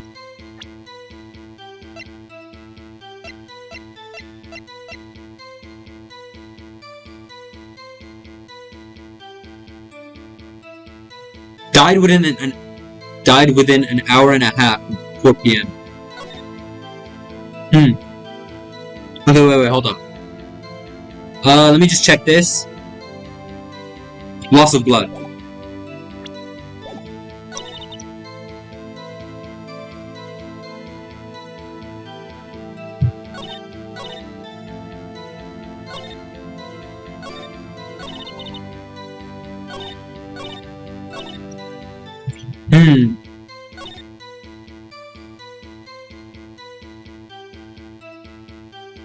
Holding a knife in her right hand. I don't see anything weird about that.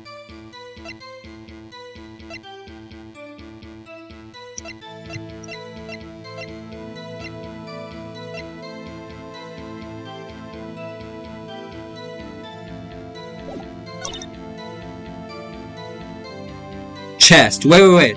No, it wasn't chest, was it? Present.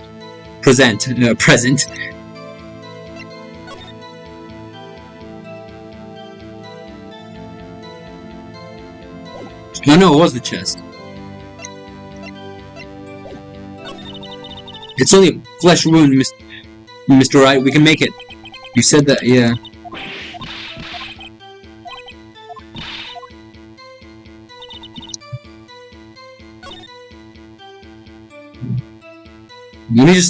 Let's just look at all the evidence. Oh, wait. I see.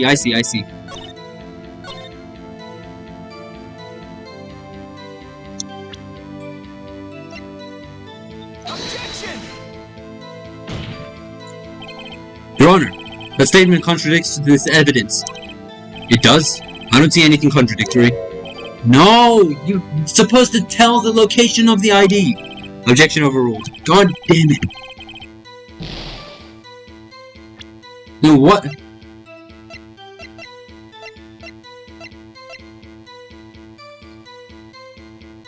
Oh, wait a minute. Is this... This might be it.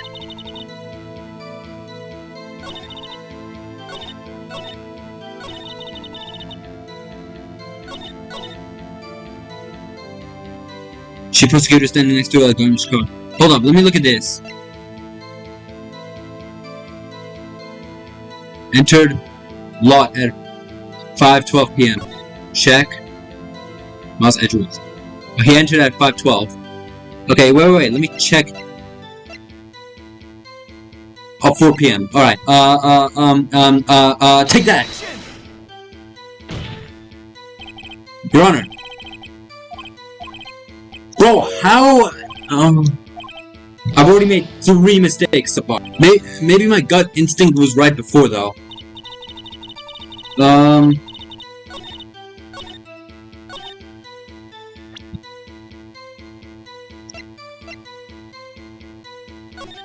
Maybe my gut instinct about this image right here was right. I thought this was... What do you call it? I think this... Present. And you witnessed this? Oh. Did I finally get it? You saw Miss Sky stab the victim with the knife? As I've already said, yes.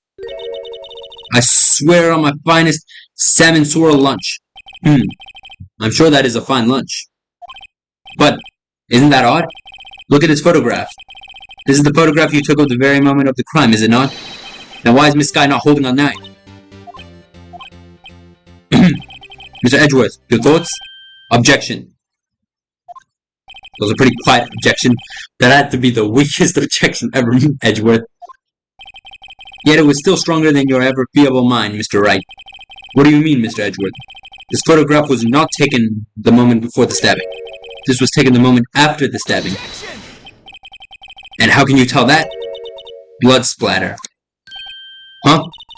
Seen the dark crimson stain on the chief prosecutor's coat? But it's black and white. But it's a black and white photograph. Ah, yes, it's hard to tell, but this could be blood. Well, Mr. Wright, I see no problem here. No problem, except you. Mr. Wright, are you going to just sit there and take that kind of abuse? Ah, you got a better idea? I think objection. Wait, that contradicts what the witness said in her testimony. Namely, that she took the picture of the moment she witnessed the crime. Well, it seems I was slightly unclear. My apologies.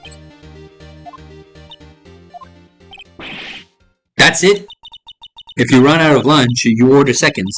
Problem solved. If you don't like it, try ordering jumbo-sized lunch from the get-go. Good advice. I'm not sure I understand it, but good advice. I didn't have time to stop her. Prosecutor Sky was cold, calculating like a robot. She was killed without pain or remorse. It was like, premeditated murder. Premeditated? How do you know? Look at the chief prosecutor's hands in that photograph. Well, are those gloves? Surgical gloves, made of thin rubber, most likely. Why would she have those on? If it was not premeditated, she would not be wearing those gloves. I mean, you have a point. And there's no fingerprints either. These gloves do seem to tell a tale of premeditation. Premeditated murder, a serious offense. Witness, add this to your testimony. Alright, whatever.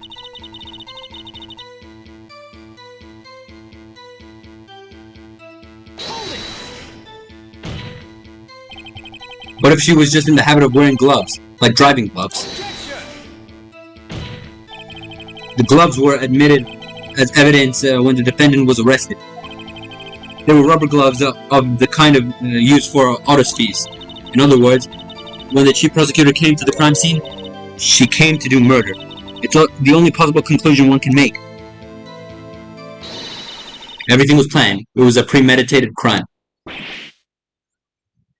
We're not doing very good. Impressive, I'm sorry, but they took you off the force, Miss Starr. This is bad. She's got them thinking this was all planned. If she can prove this claim, the trial's already over. I've got to think of a way to show them that this wasn't premeditated. It's only a flesh wound, Mr. Wright. We can make it. Yeah. Scientifically speaking, Miss Starr's testimony is flawless. Yeah. What do we do now? Is this it? Is my sister guilty? Let's just keep our heads cool and press the witness a bit, shall we? For some reason, having her panicking next to me makes me... yeah. Whatever.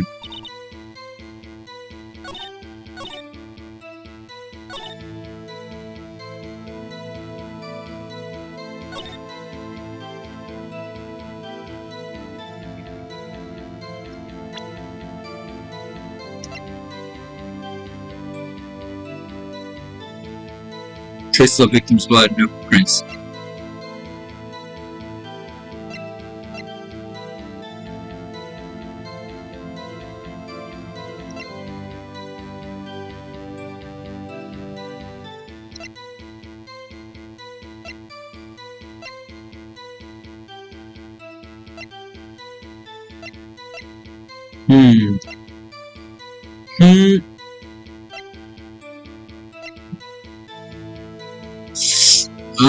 This is confusing.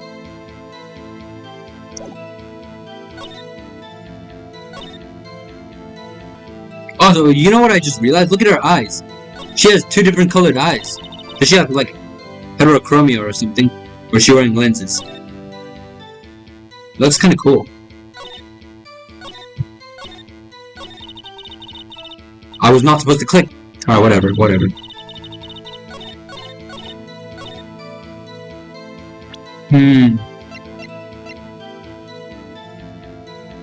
They planned it with Edgewood's knife. How did they get Edgewood's knife? You know what, now that I'm thinking about it, so the plan was that they broke into Edgewood's apartment, took his knife, that's usually in his toolbox. Oh, it's in the toolbox of his car. When was his car? His car was into the lot at 512. Sure. Witness, do you know what this is? Are you trying to test me? I sell boxed lunches for a living, you know. That's a knife. The knife. The knife that was in Mr. Edgeworth's trunk. Indeed, it is my knife. What's with this case? A bloody murder weapon, a red car, all belonging to the prosecutor there? The defendant is the chief prosecutor from the district, right? Mommy, our prosecutor is bad people. The defense has a request. Bro, come on, Judge. Put some order in the court. We ask that the witness provide an accurate testimony. What's that, rookie? In your testimony, you stated that Lana Skye planned this murder. And that's why she was wearing those special gloves. Seems like a natural conclusion to me. The gloves do indicate planning. However, why would she not also prepare the most important thing? The murder weapon. This knife just happened to be in the trunk of that car.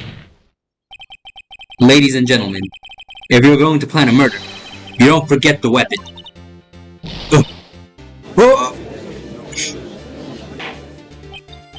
Order, order, order. Great, now the tide is turning in our favor. Great show, Mr. Wright. My sister is as good as free. Oh my god, of course Edward's gonna come back in this bitch. Right. I believe the next lunch you'll be eating is humble pie. Bro, what? What? I hope you weren't deluding yourself into thinking that the tide has turned. Not over such a trifling detail. But this shoots a hole in the whole premeditated theory. Bah! The prosecution could care less if it was premeditated or not. The only one who seemed to care is the lunch lady over there. The defendant, Lana Skye, murdered a detective with a knife. This is the only thing prosecution needs to prove.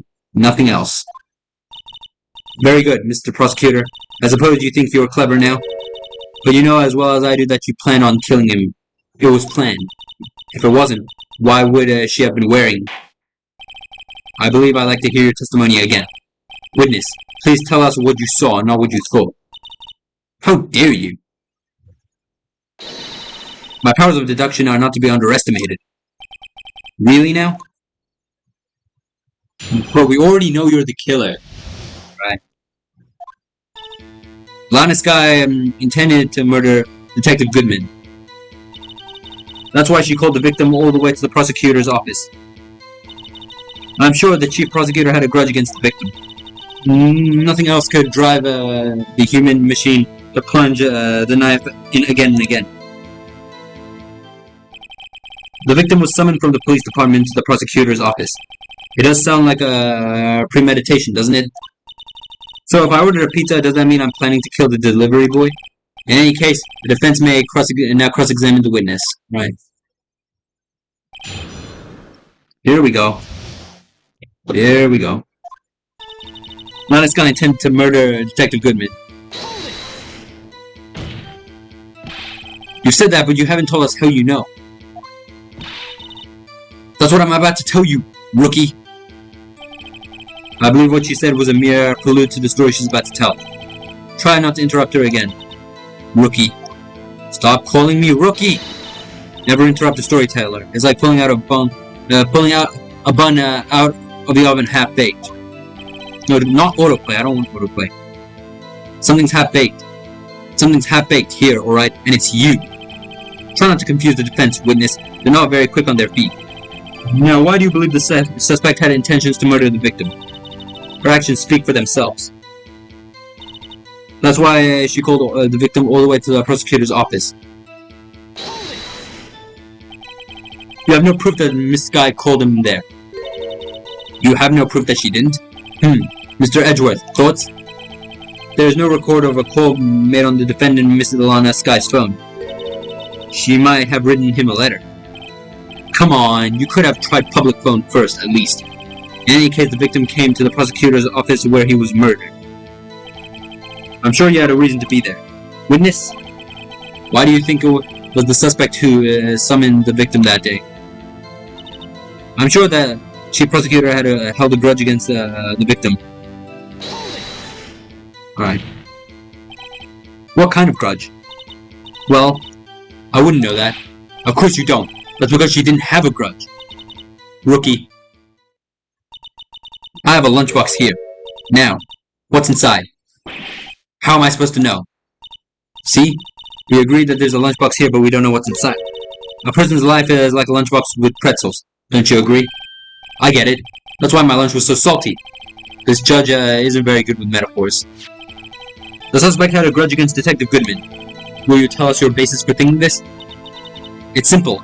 That's wrong, though, because they didn't know each other, right? A human machine. That's a contradiction. Please. Can't you find fault with something of substance, Mr. Wright? Note to self. Mr. Edgeworth's sigh smells of citrus fruit. Bro, what? Emma. You say it again and again. How many times did she stab him exactly?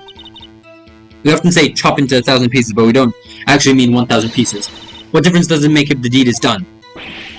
How come she's getting mad at me? Let's just say she stabbed him several times and leave it at that. Leave it at that? This is a murder case, people. Mr. Wright, you should speak up if you have an objection, you know? Miss Starr has turned out to be short-tempered, but she looked when we met her. As short-tempered as she looked when we met her. Challenging her abilities as a detective really set her off. The short wick burns out the fastest. It's a scientific fact. I wonder, wouldn't it be dependent on the size of the candle? I mean, having wax and even a really short wick will burn longer. Obviously, more scientific testing is required.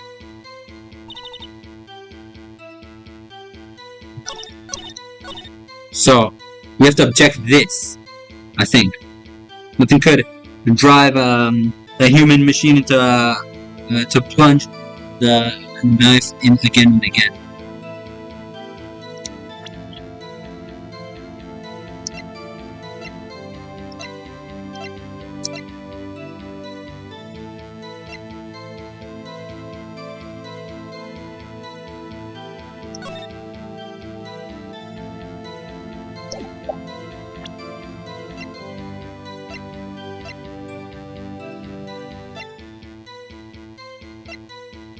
Bro, where is it?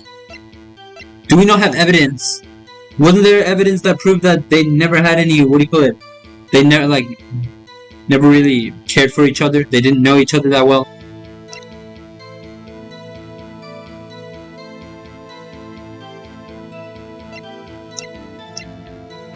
Nothing here yet. Alright, not forgetting. Oh, wait. I think I might. Yes, it was.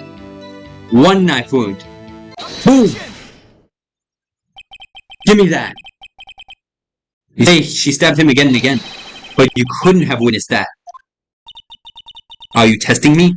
I'll test you. With my moss surprise. Bro, I don't care! I'm afraid the moss is growing under our feet as we wait, Miss Starr. What do you mean? I shouldn't have to explain this, but take a look. The autopsy report states that the death was due to a loss of blood from one stab wound.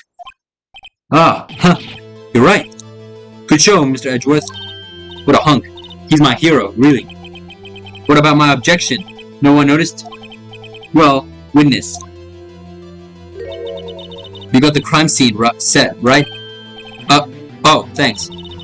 I always believed that no one could ever mistake ketchup for blood, but now I realize that such mistakes are possible. So, you were saying you mistook something for blood?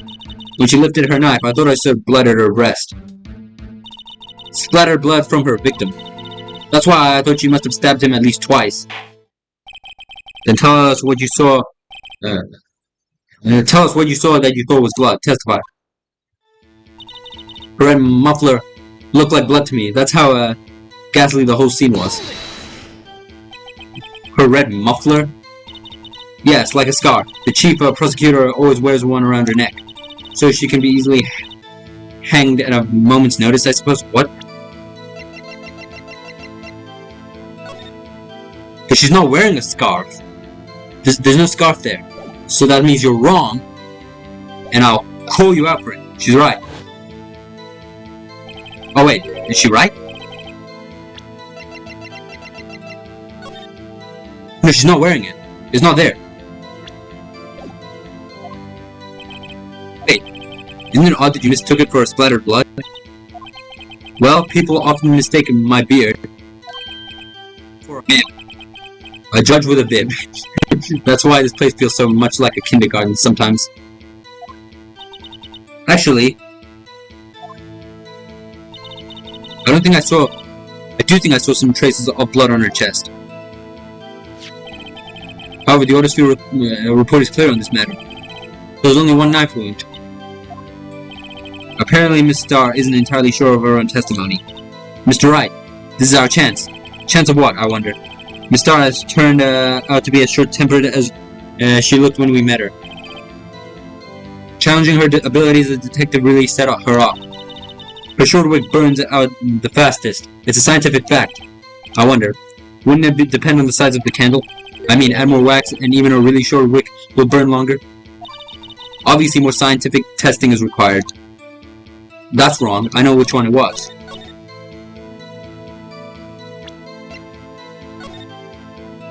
It has to be.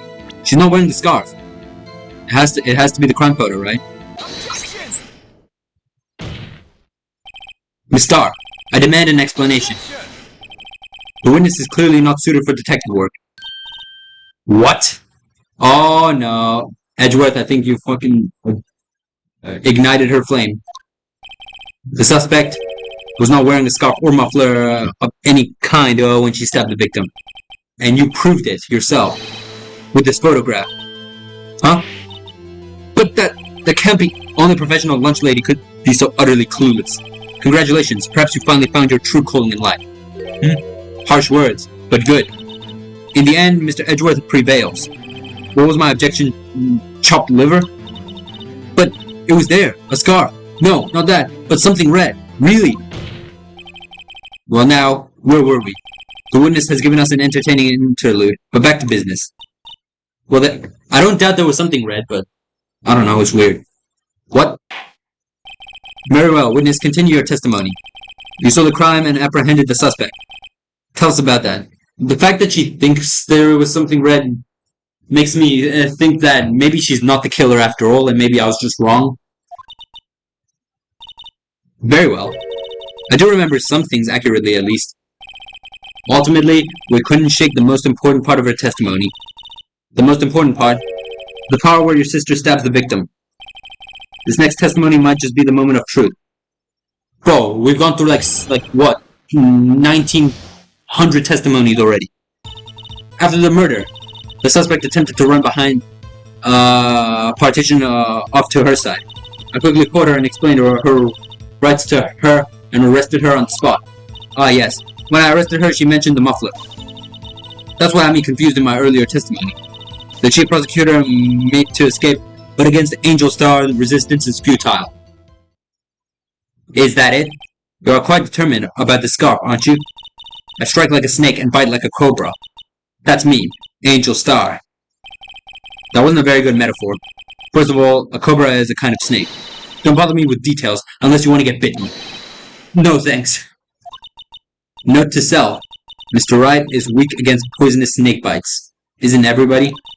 The chief prosecutor tried to resist, but her efforts were in vain. She knocked my hands aside and kicked over an oil drum. An oil drum? Hard to imagine. Oh, she's beautiful but deadly. A predator, this one. A leopard woman. Roar! Very well, Mr. Wright, your cross-examination if you will. Bro, there's like nothing to cross-examine. She said almost nothing. Alright, whatever. Oh no, she did say some stuff. Okay. I thought that it was way shorter. After the murder, the suspect... Yeah.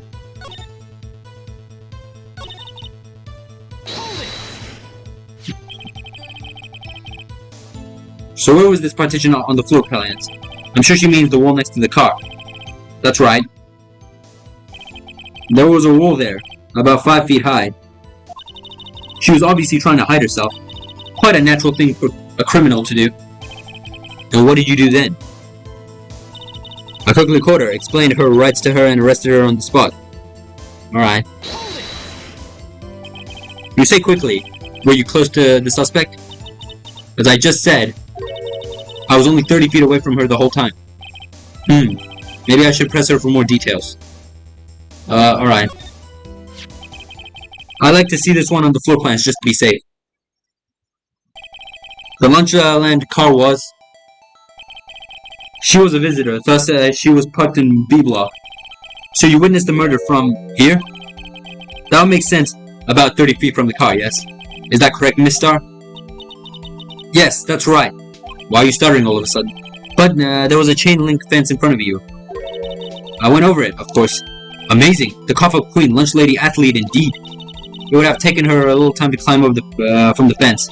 So she couldn't have gotten to my sister that fast. Yeah, the fence was about 9 feet high too. So how did Miss Sky not get away? Ah yes, when I arrested her, she mentioned the muffler. She mentioned the muffler? What exactly did she say? If I remember exactly, I would have told you in my testimony. Cheeky. Anyway, all I heard her say was the word muffler. Just that one word? So, what you heard wasn't the suspect talking to you, but to someone else? Yes, the chief prosecutor was talking on her phone. Her phone? She can mean... Ask further. By phone, do you mean this cell phone discovered at the crime scene? Yes, ultimately. Ultimately. My memory is like a salmon, heading upstream, you see. No, the court doesn't see, Miss Starr. The chief prosecutor first attempted to use the phone hanging on the wall. On the wall? That's right. Near the car, there was an emergency phone on the wall. Apparently it was out of order, and so she used her cell phone. Indeed, the emergency phone was out of order that day. Good witnessing, witness. Good witnessing? Whatever happened to good testifying? You should of course add this to your testimony. The things I do to please this rookie defense attorney. Of course. I saw how she tried the phone on the wall, but had to use her cell instead.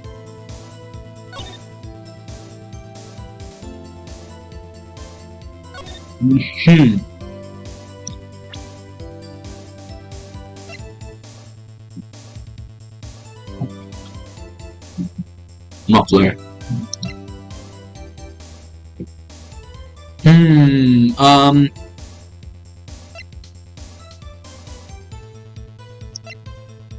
No.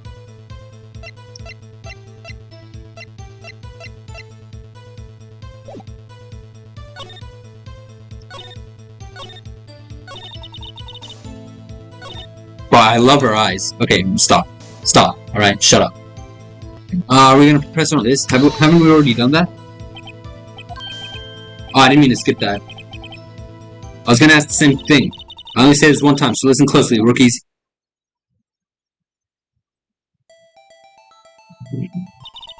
The chief prosecutor stabbed the victim and ran behind the partition. Then she picked up the emergency phone on the wall, but it was out of order. So she pulled her own cell phone out of her pocket. And during that time, you climbed over the chain link fence.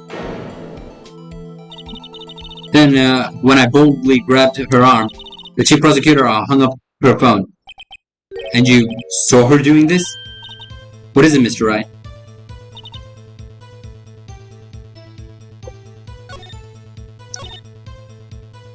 Okay, I think we already pressed this, right? Have we? I think we have. She made to escape. Can you be more specific? She brushed aside my hand and ran. It was a terrible sight to see, like a dollop of lard on a pate of foie gras. She even kicked over an oil drum at me. Okay, wait, I think we heard this already. There was an oil drum laying on the side of the scene of the crime. But it's strange. What's that? If she wanted to escape, why didn't she run the other way? The parking lot entrance. That's right. It doesn't make sense that she would run from behind the partition to the oil drums. Excellent, more mysteries.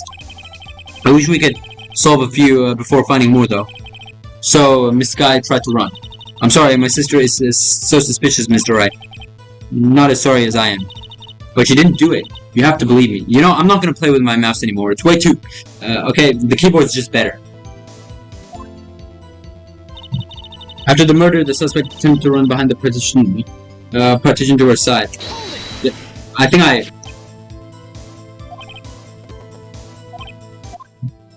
Wait. 6 feet high, she was obviously trying to hide herself. Quite a natural thing for a criminal to do. And what did you do then? Okay, I think we've already pressed her on all of these matters, right? You say quickly, how close... As I just said. Yeah, 30 feet away.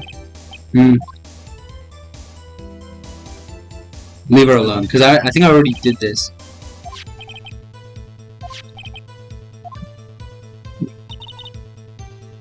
Okay.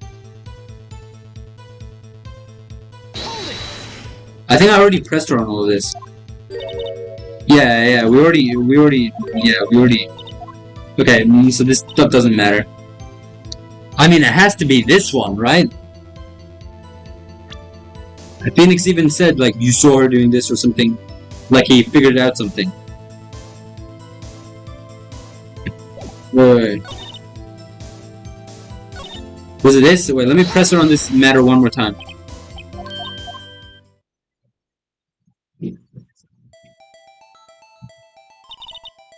Okay, let me just double check this.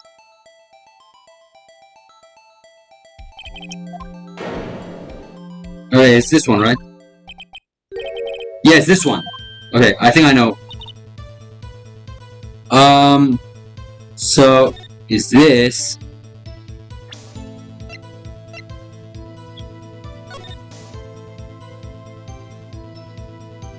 There's a wall. How did she see past the wall? Objection!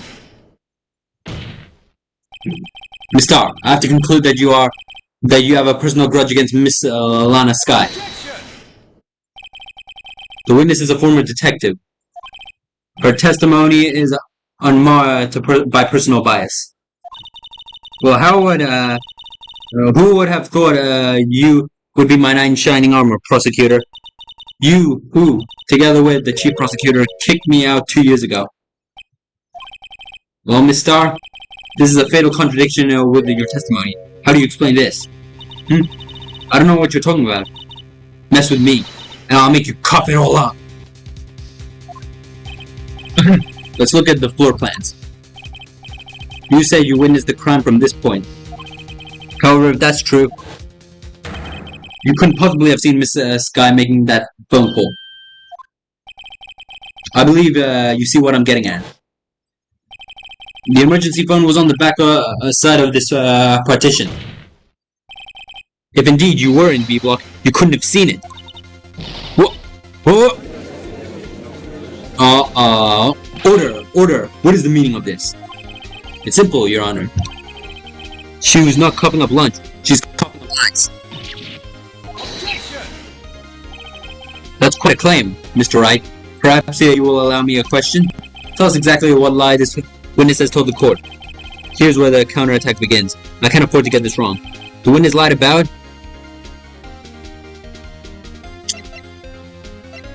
what she saw. She lied about what she saw. In other words, she didn't see Miss Sky use the emergency phone. It doesn't seem hard to imagine how she could have... very logical. What's the matter, Star? Cat got your lunchbox? Mr. Wright, I hate to bother you while you're celebrating your victory, but why would Miss Star lie like that? Huh? Why would she say that my sister have tried to use the phone but failed?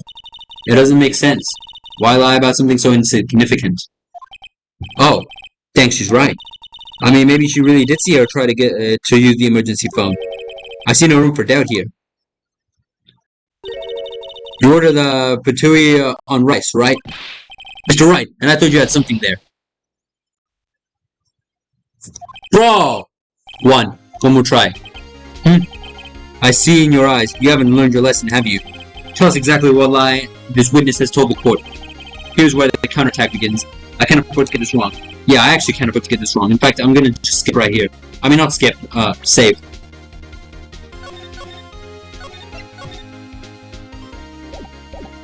Okay. Where is she? Miss Guy tried to use the emergency phone, but it was out of order. What is insignificant about this fact? Nothing. Therefore, it would be pointless for Miss Star to lie about it. Pointless to lie. I see. But say the witness did actually see Miss Sky's phone. It would mean Miss Star witnessed the crime from a different location. A different location? Now that's a pointless lie if I've ever heard one. Before you call my lie pointless, at least let me tell it. Let me ask a question to our clever wits, Mr. Wright. Just where was the witness? She saw the crime. All the testimony we've heard up until now points in one direction. The place from where Mr. Star witnessed the crime was. This is the telephone, this is the wall. She wouldn't have seen it from here. She would have had to be here, but there's trucks blocking this, so she would have been here. If she was here, she could have seen the emergency phone. That's true. That solves the mystery. That would allow her to see the emergency phone, yes? But if she was there, she would have been able to arrest her well before she dialed her cell phone. Oh! Got my speed? I can run 150 feet in 9 seconds, you know? Is that really that fast? That's faster, wittier rejoinders. I lost? No! That's enough. This court sees no reason to further prolong this trial. The defense has failed to give the court sufficient reason to doubt the prosecution's claim. That's my first loss in this game, bro. This court finds the defendant, Miss Lana Sky. Uh-oh. The accused will surrender to the court immediately, to be held pending trial at a higher court within a month from today's date. That is all. This court is adjourned. She's there now.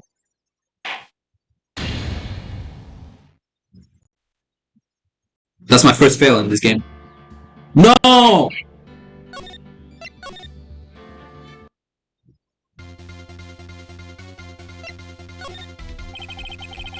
Bro, are you serious? I'm glad I saved, otherwise I think I would have had to restart this entire thing. Okay. Okay, so... Oh, so it's not here. It's obviously not here. It obviously couldn't have been here. Not here. It couldn't have been here. She wouldn't have seen the... She would have to be in the security room then. This is the only place where she could have been. The security guard room. Indeed, the security guard room is underground parking lot is well positioned. It's built on the second floor, so you can see the entire lot. Let's go! She would have been able to see the emergency phone from there. Alright, let's just save. Okay. I'm not losing any content. But why there? There are many other places where she could have seen the phone. Not this case, Your Honor. The witness was not... The witness not being able to park the prosecutor's office couldn't park in A block. The only place where she could have seen the crime at the back of the partition is here. If I remember in your testimony, you said you brought a lunch to your boyfriend in the security guard room, yes? Well, Miss Star, how many years have you been able to get the better of men? To think the tables could be turned. Today, a man has gotten the better of Angel Star. Order, witness. What have you done? You used to be a detective. You should know better. I'm not turning back. The guilty will be punished. And I'll do what I must to make sure justice prevails. The guilty? You're talking about Miss Sky? I'm Mr. Wright. Doesn't this strike you as odd? Why did Miss Star lie? It doesn't make any sense. Huh? She could have just said she saw the crime from the security guard station. It wouldn't change anything. Exactly. This photograph tells all. It was the defense who stabbed the victim. The truth still stands. It still stands? I disagree, Mr. Edgeworth. What? If a witness is found to be lying, they're guilty of perjury. She knows this. She wouldn't risk that without a good reason. Tell us what her reason was, Mr. Wright. Huh? Me? Who else? Mr. Wright. Let's review what we know. Yeah. Miss Star witnessed the crime from the security guard in the station. but she lied and said she saw it from people. It must make a vital difference. But what would it change? Bro, I'm about to lose. I'm like, what is this? It changes the distance between her and the scene of the crime. Objection! My condolences, Mr. Wright. But look at the floor plans and it's quite clear. The distance between the scene of the crime and the guard station is 30 feet. I don't see how that would change what she could see. Objection! What she saw is not in question here. What matters is the time and where it would take her to reach the scene of the crime. Miss Starr, you witnessed the crime of the security guard station. Now, how long did it take you to go from there to the scene of the crime where you arrested Miss Sky? Well, witness, you. Yes? You ordered a squid wheels, right? No, I did not, so shut it. No, I did not mean to do that. The quality of my lunches has gone from low to inedible. I'll bring a PB&J lunch with fresh boysenberry jam to my boyfriend. Boysenberry for the boyfriend. He wasn't in the station, so I waited. I witnessed the crime from the glass-walled station. And before I knew what I was doing, I found myself running towards the scene. But the door was locked. I couldn't open it.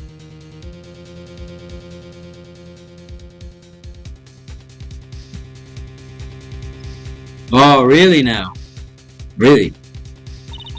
That's why I had to go through the visitors parking in B block. That's quite a detour. It probably took me at least 5 minutes to get to the scene of the crime. 5 minutes? This changes things considerably.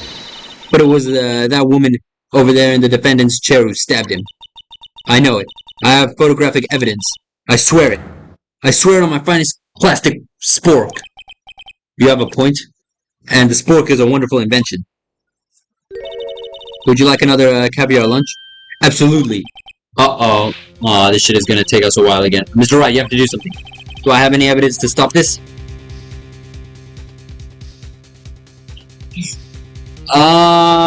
Do I have evidence to stop this? It's the question I ask myself every day. Objection! 5 minutes between the witnessing of the murder and the arrest? Think about it.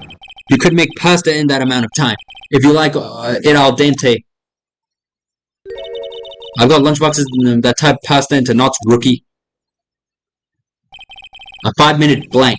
Isn't that strange? Strange? If you were a criminal, what would you do with 5 minutes, Your Honor? Well, I guess I'd flee the scene. Hey, don't get the wrong idea. I didn't kill anyone. Yeah, but you have the instincts of a killer. You would run. But this time was different. Miss Sky dawdled at the scene of the crime. She even had her picture taken. No true criminal would act this way. It's inconceivable. Yeah. Oh, we're really humbling the fuck out of her now. Well then, it seems we have come to the end of this testimony. The witness has a grudge against the defendant and a blank in her testimony. Mr. Edgeworth, is the next witness ready to go? Unfortunately, I appear to have overestimated this witness on account of her professional history. We did it. We screwed that can shut, Mr. Wright. That was too close. Yeah, way too close. I'm afraid that the cop-up queen has been dethroned. And with that, court is adjourned. What? Was that you? Oh my god, I don't want your squid wheels. Mr. Edgeworth, you ordered squid wheels, right? That's the one she tried to foist off on me. I prefer not to take the defense's team leftover. Anything else to say? I might be able to save you. I have decisive evidence. What was that? Is this another one of her trick lunchboxes? I swear to God if it's some lunchbox. My apologies, but we have no further questions to ask of you, Mrs. Starr. Ah. I knew it. Is this your jumbo lunchbox? A triple-decker? Oh, this judge, bro. Oh, I love the judge. How would, deference. To the witness's testimony. To witness's determination, I'll allow one more testimony. Let's hear about this decisive evidence. There's no way! Okay, whatever. Whatever. Like the Lunchland motto says, you won't be disappointed. What you gonna pull out of our lunchbox this time? Okay, let's see. I should have mentioned those 5 minutes when I wasn't looking at the crime scene. And now, to the matter of the victim's shoe, did I not bring this up? So now she's gonna try and prove herself with a bunch of shoes. Alright. And now, to the matter of the victim's shoe, did I not bring this up? 2 types of blood were found on the shoe. One, of course, was the victim's, and the other blood type matched that of defendant Miss Lana Sky. The shoe proves it. It's flawless, decisive evidence. What? There was blood found in that shoe? Of course. Try Lunchland for all your lunch and decisive evidence needs. Of course. Witness, what's the meaning of this? Why is this the first time I've heard of this evidence? Simple. As I've already said, I don't trust you with evidence, Mr. Edgeworth. That's why I took the liberty of investigating this myself. And you had blood tests performed? Didn't I mention? I have 3 boyfriends in forensics. In any case, Your Honor, I can't accept this as evidence. What? We must know the 2 rules of evidence law. Rule 1, no evidence shall be shown without the approval of the police department. In other words, this shoe is illegal evidence, at least for the time being. Is that right, Mr. Wright? It seems so. Edgeworth sure is celebrating. Not so fast, Mr. Edgeworth. Don't forget, I used to be a detective. As I mentioned previously, his shoe has already been tested by a member of the forensics department. As you can see, it was approved by the police department as of today. Even the general public can produce official evidence, Mr. Edgeworth. Is that right, Mr. Wright? It seems so. Edgeworth is looking pretty solid. You could at least study some evidence law, really. The prosecution's complaints notwithstanding, it appears that this evidence satisfies the first rule of evidence law. However, it seems you have yet another count against you, witness. Anything to ensure that the guilty are properly judged. Okay, whatever. Very well, Mr. Wright, you may cross-examine the witness. Alright, let's go. Yeah. Why did you lie about those first 5 minutes? I guess you could say I wanted people to look at the results. The results. How many times do I have to say this? I saw the chief prosecutor stab the victim before my very eyes. Compared to that, a 5-minute blank means nothing. Then why didn't you just tell the truth? Don't make me laugh. We're dealing with the most untrustworthy of the lot known as prosecutors. Falsified evidence, arranged testimony is erasing and manipulating evidence. When you fight monsters, you need to use every trick in the book. This, when the suspect is admitting she did it. But false testimonies are the most despicable crime of all, Miss Starr. Let's just get this over with. And now to the matter of the victim's shoe. Did I not bring this up? And you found this shoe at the scene of the crime? I detained the chief prosecutor and notified the police department. I wanted to make myself useful while I was waiting for the police to arrive. So like an ill-trained pooch, you snuck off with a shoe. I was afraid someone would erase the chief prosecutor's crime. This shoe was my secret weapon if that should happen. See this fashionable basket I have here? It carries more than lunchboxes, gentlemen. I'm happy for you and your lunchbox bag, really. In any case, you removed valuable evidence from the scene of the crime. Now tell us what you did next. Yeah. So you brought it to the forensics department. If you're going to submit something as evidence in court, you need it approved. To do that, evidence must be analyzed by a forensics expert. And she got away with her little coup because she used to be a detective. The shoe does appear to have bloodstains on it. Well, the man was stabbed after all. and the blood belonged to the victim, Detective Goodman. As I said, there were 2 types of blood found on the shoe. And the other blood type matched that of the defendant, Miss Lana Sky. Bro, I still have, what do you call it? Like, what do you call it? 1 mistake remaining.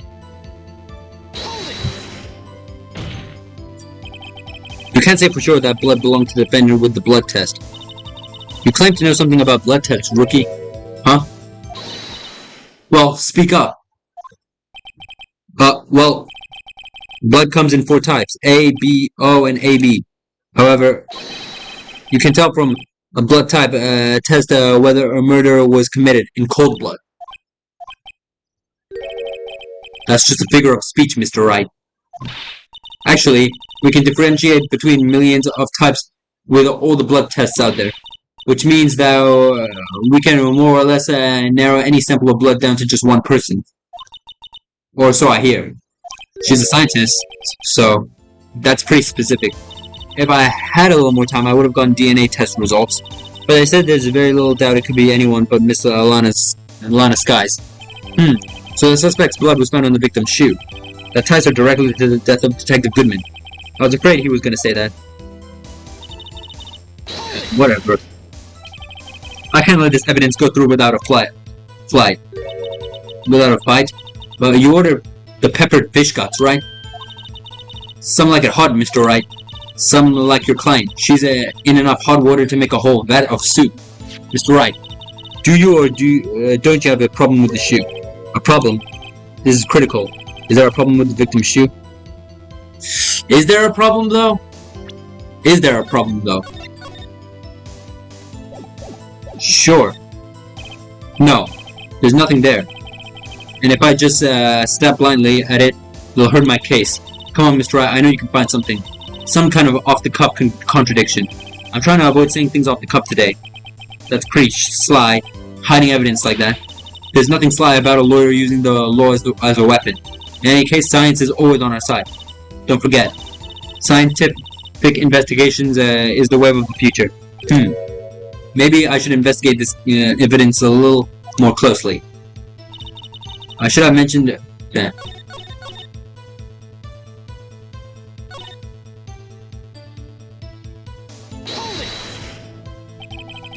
I can't let this evidence go through without a fight. What, is this the same thing? If I'm not imagining things, I said there is one critical problem with this evidence. The clear contradiction. That gleam in your eyes. You're still a young rookie. I'd give you a peppered fish gut now. But you couldn't take the heat, could you? Let's hear what Mr. Wright has to say. What is contradictory about the victim's shoe? Show us the problem with this evidence.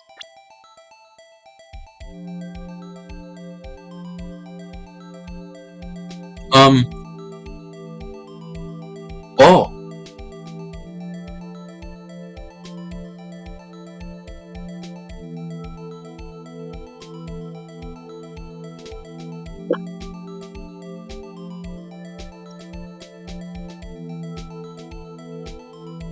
Actually, I'm not really sure.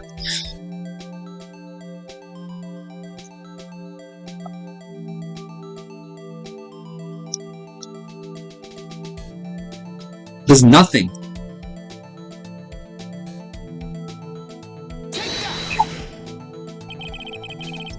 The problem with this evidence is here. Where? Take that finger and point it at your own head, Mr. Wright. Bro!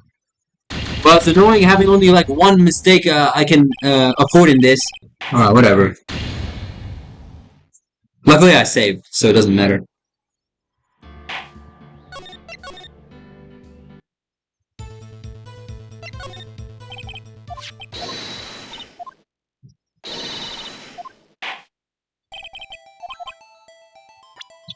So there's some evidence that I have to highlight here.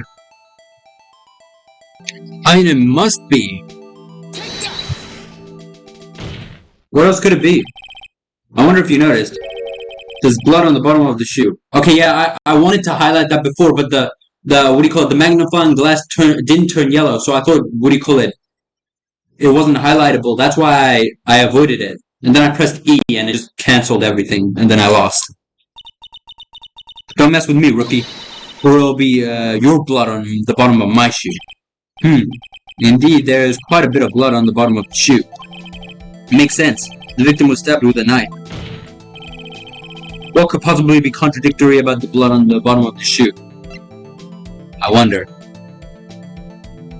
No prints.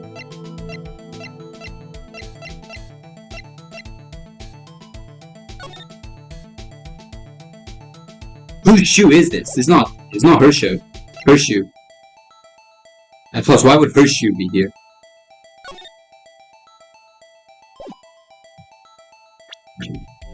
White enamel shoe. Blood traces on the blood. Yeah.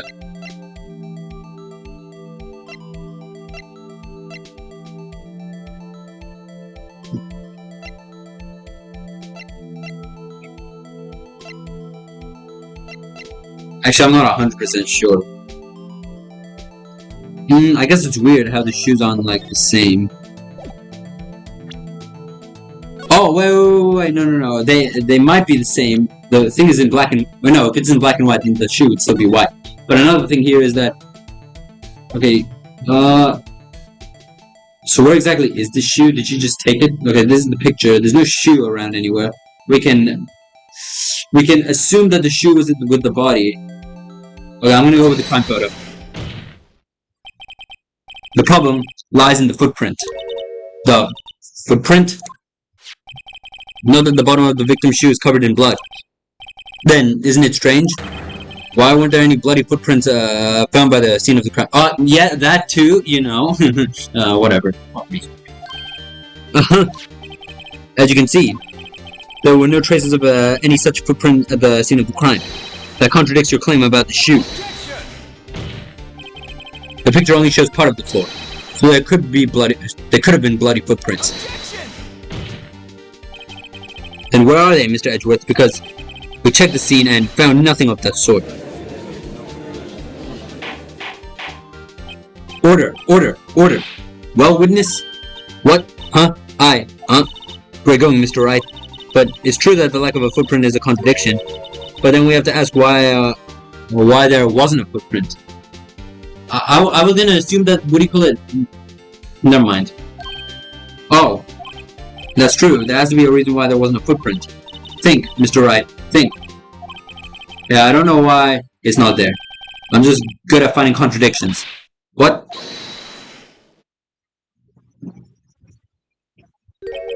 I see. Now I get it. Okay, what? Our witness is more devious than I gave her credit for. We were hoodwinked to the very end. But she slipped. There was one vital hint to the truth in her testimony. What are you talking about? Think back to when she told us about apprehending the suspect. Chief Prosecutor tried to resist, but her efforts were in vain. She knocked my hand aside and kicked over an oil drum. Oh, she's beautiful, but deadly. A predator, this one. A leopard woman. I thought that was a strange thing for a normally cool-headed chief to do. No kidding. Now, witness, allow me to ask a very simple question. This oil drum, was it empty? Oh, that... I'm not sure I like your attitude, Mr. Edgeworth. Though apparently you're not the slowest conveyor belt in the lunchbox factory. Witness, well, was the oil drum empty? The oil drum kicked over by the chief prosecutor was brimming with water. Water? What does that mean? Still don't get it, Mr. Wright? Do you want to know the reason she knocked it over? The real reason? You don't mean. Yes, the suspect knocked over the oil drum for one reason and one reason alone. To erase the stains that would have become evidence against her. Bro, you know how much then the water would have to go all the way toward the car to like erase all the footsteps.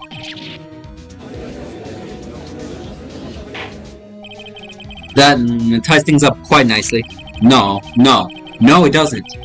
You stupid judge. The blood stains left on the victim's shoes tie her quite clearly to this murder. Then after the deed was done, she knocked over the oil drum to erase the telltale signs. Why, that's a prosecutor's specialty, erasing evidence. That reminds me. Miss Sky's right hand was hurt. Did she say she cut herself when she'd been stabbed by him? When she'd stabbed him? So that's when my sister's blood got on the shoe. Well, I see no reason to prolong this trial. Mr. Wright, do something, please! What can I do? Your sister has confessed to the crime and she tried to conceal it. But... enough. There is no need for further debate. The verdict, Your Honor. Yep, very well. But Angel Star is on the prosecution's side. She could have been lying about the water. The court finds the defendant, Miss Lana Sky. Don't let him finish it. Object! Object! Object! Was that you? Little girl. What did you just say? Oh, okay. Well, looks like you did the right thing, Emma. You made her mad. Huh? Me? Did you say that I, Angel Star, was on the prosecution's side? Well, yeah, you are. You're saying my sister hid evidence by erasing the bloody footprints. Well? I thought you had your fill, but here you are, demanding a second helping. Another lunchbox. A lunchbox called evidence. Wait, witness, don't tell me you have something else. The time for deliberations is past. Any further comments and you will be held in contempt of court. Your threats don't scare me. Don't scare the cop up, Queen. Look at this. A photograph. I had it just in case anyone had the gall to suggest that the white shoe didn't belong to the victim. I see no room for error in this evidence. Mr. Wright, wait. Look at the asphalt in the photo. Asphalt in the photo. God damn it. Hey, it's clearly wet. So it really did go all the way toward the car, erasing the last trace of doubt from the court's mind. Immediately after the murder, the crime scene was washed with water. I'm sorry, Mr. Wright. I guess I couldn't help after all. It's not your fault. I knew I couldn't win this case from the beginning. And it seems this is what your sister wanted anyway.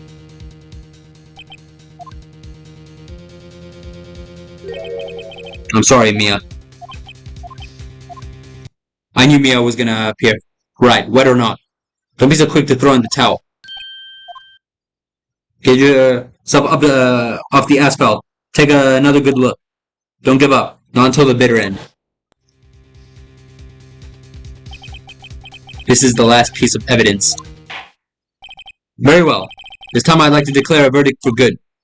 Object. Objection. There we go. Phoenix Wright, yes, son of a bitch. Your Honor, wait.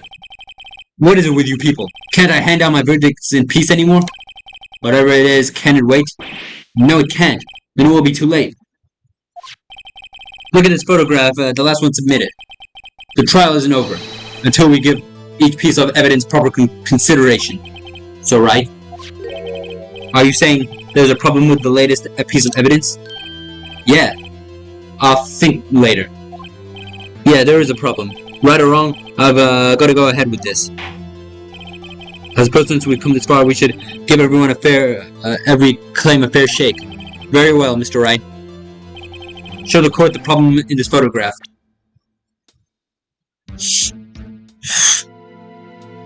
Oh my god! Oh! The shoe is tipped over on the side where the blood is, not the bottom. The shoe. Well, it's probably here, don't you think? As your elder, Mr. Wright, let me give you a piece of advice. When you point at something, at least remember to keep your eyes open. I believe he's trying to say that no one's falling for your bluffs, Mr. Wright. Open your eyes, Mr. Wright. Think scientifically. I suppose since we've come this far, we should give every claim a fair shake. Very well, Mr. Wright. Show the court the problem in this photograph. Oh, I got another chance! Bro, it's right here. It's the side of the shoe. Oh no, it's to erase the footprints. Not the blood. Of the shoe. I'm an idiot. But if this side of the shoe is in the water, then shouldn't this side of the shoe not be bloody? Oh, is it the random piece of cloth over here? I thought that was something else. Okay, never mind. Sure. The problem in this photograph is here. What's this? There's something poking out of the car's muffler. Wait just a moment, Mr. Edgeworth. Oh, is that the scarf? Your Honor, you just said muffler. Oh!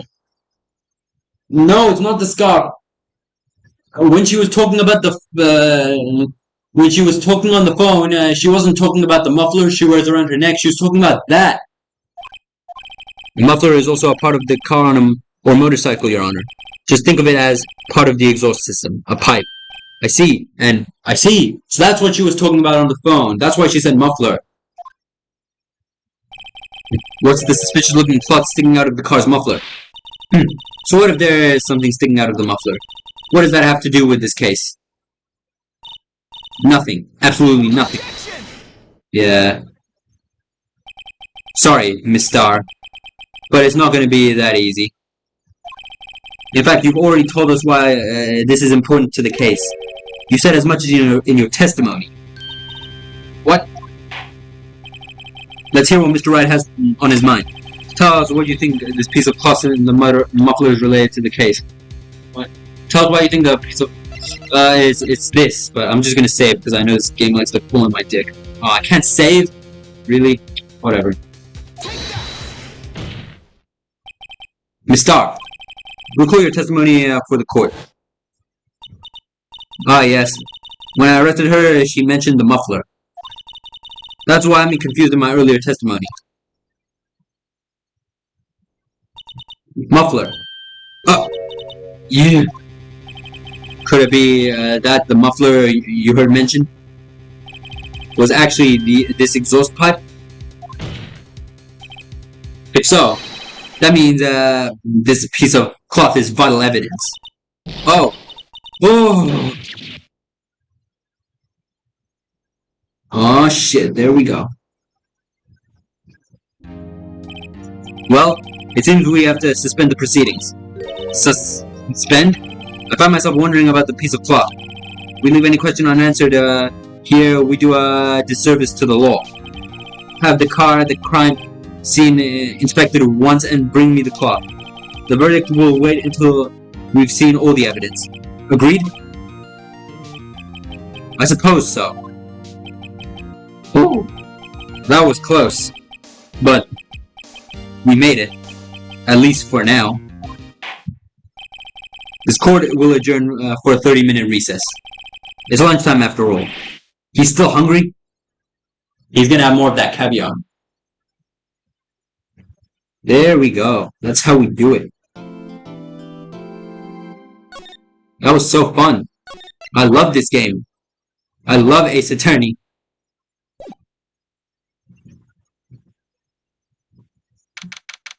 Right. Well then, that was the 5th trial. This is the 5th case, I mean. This is the longest one in the series, so I might be doing a few episodes on this. So if you guys enjoyed the video, make sure you smash the like button, smash subscribe, and bye for now.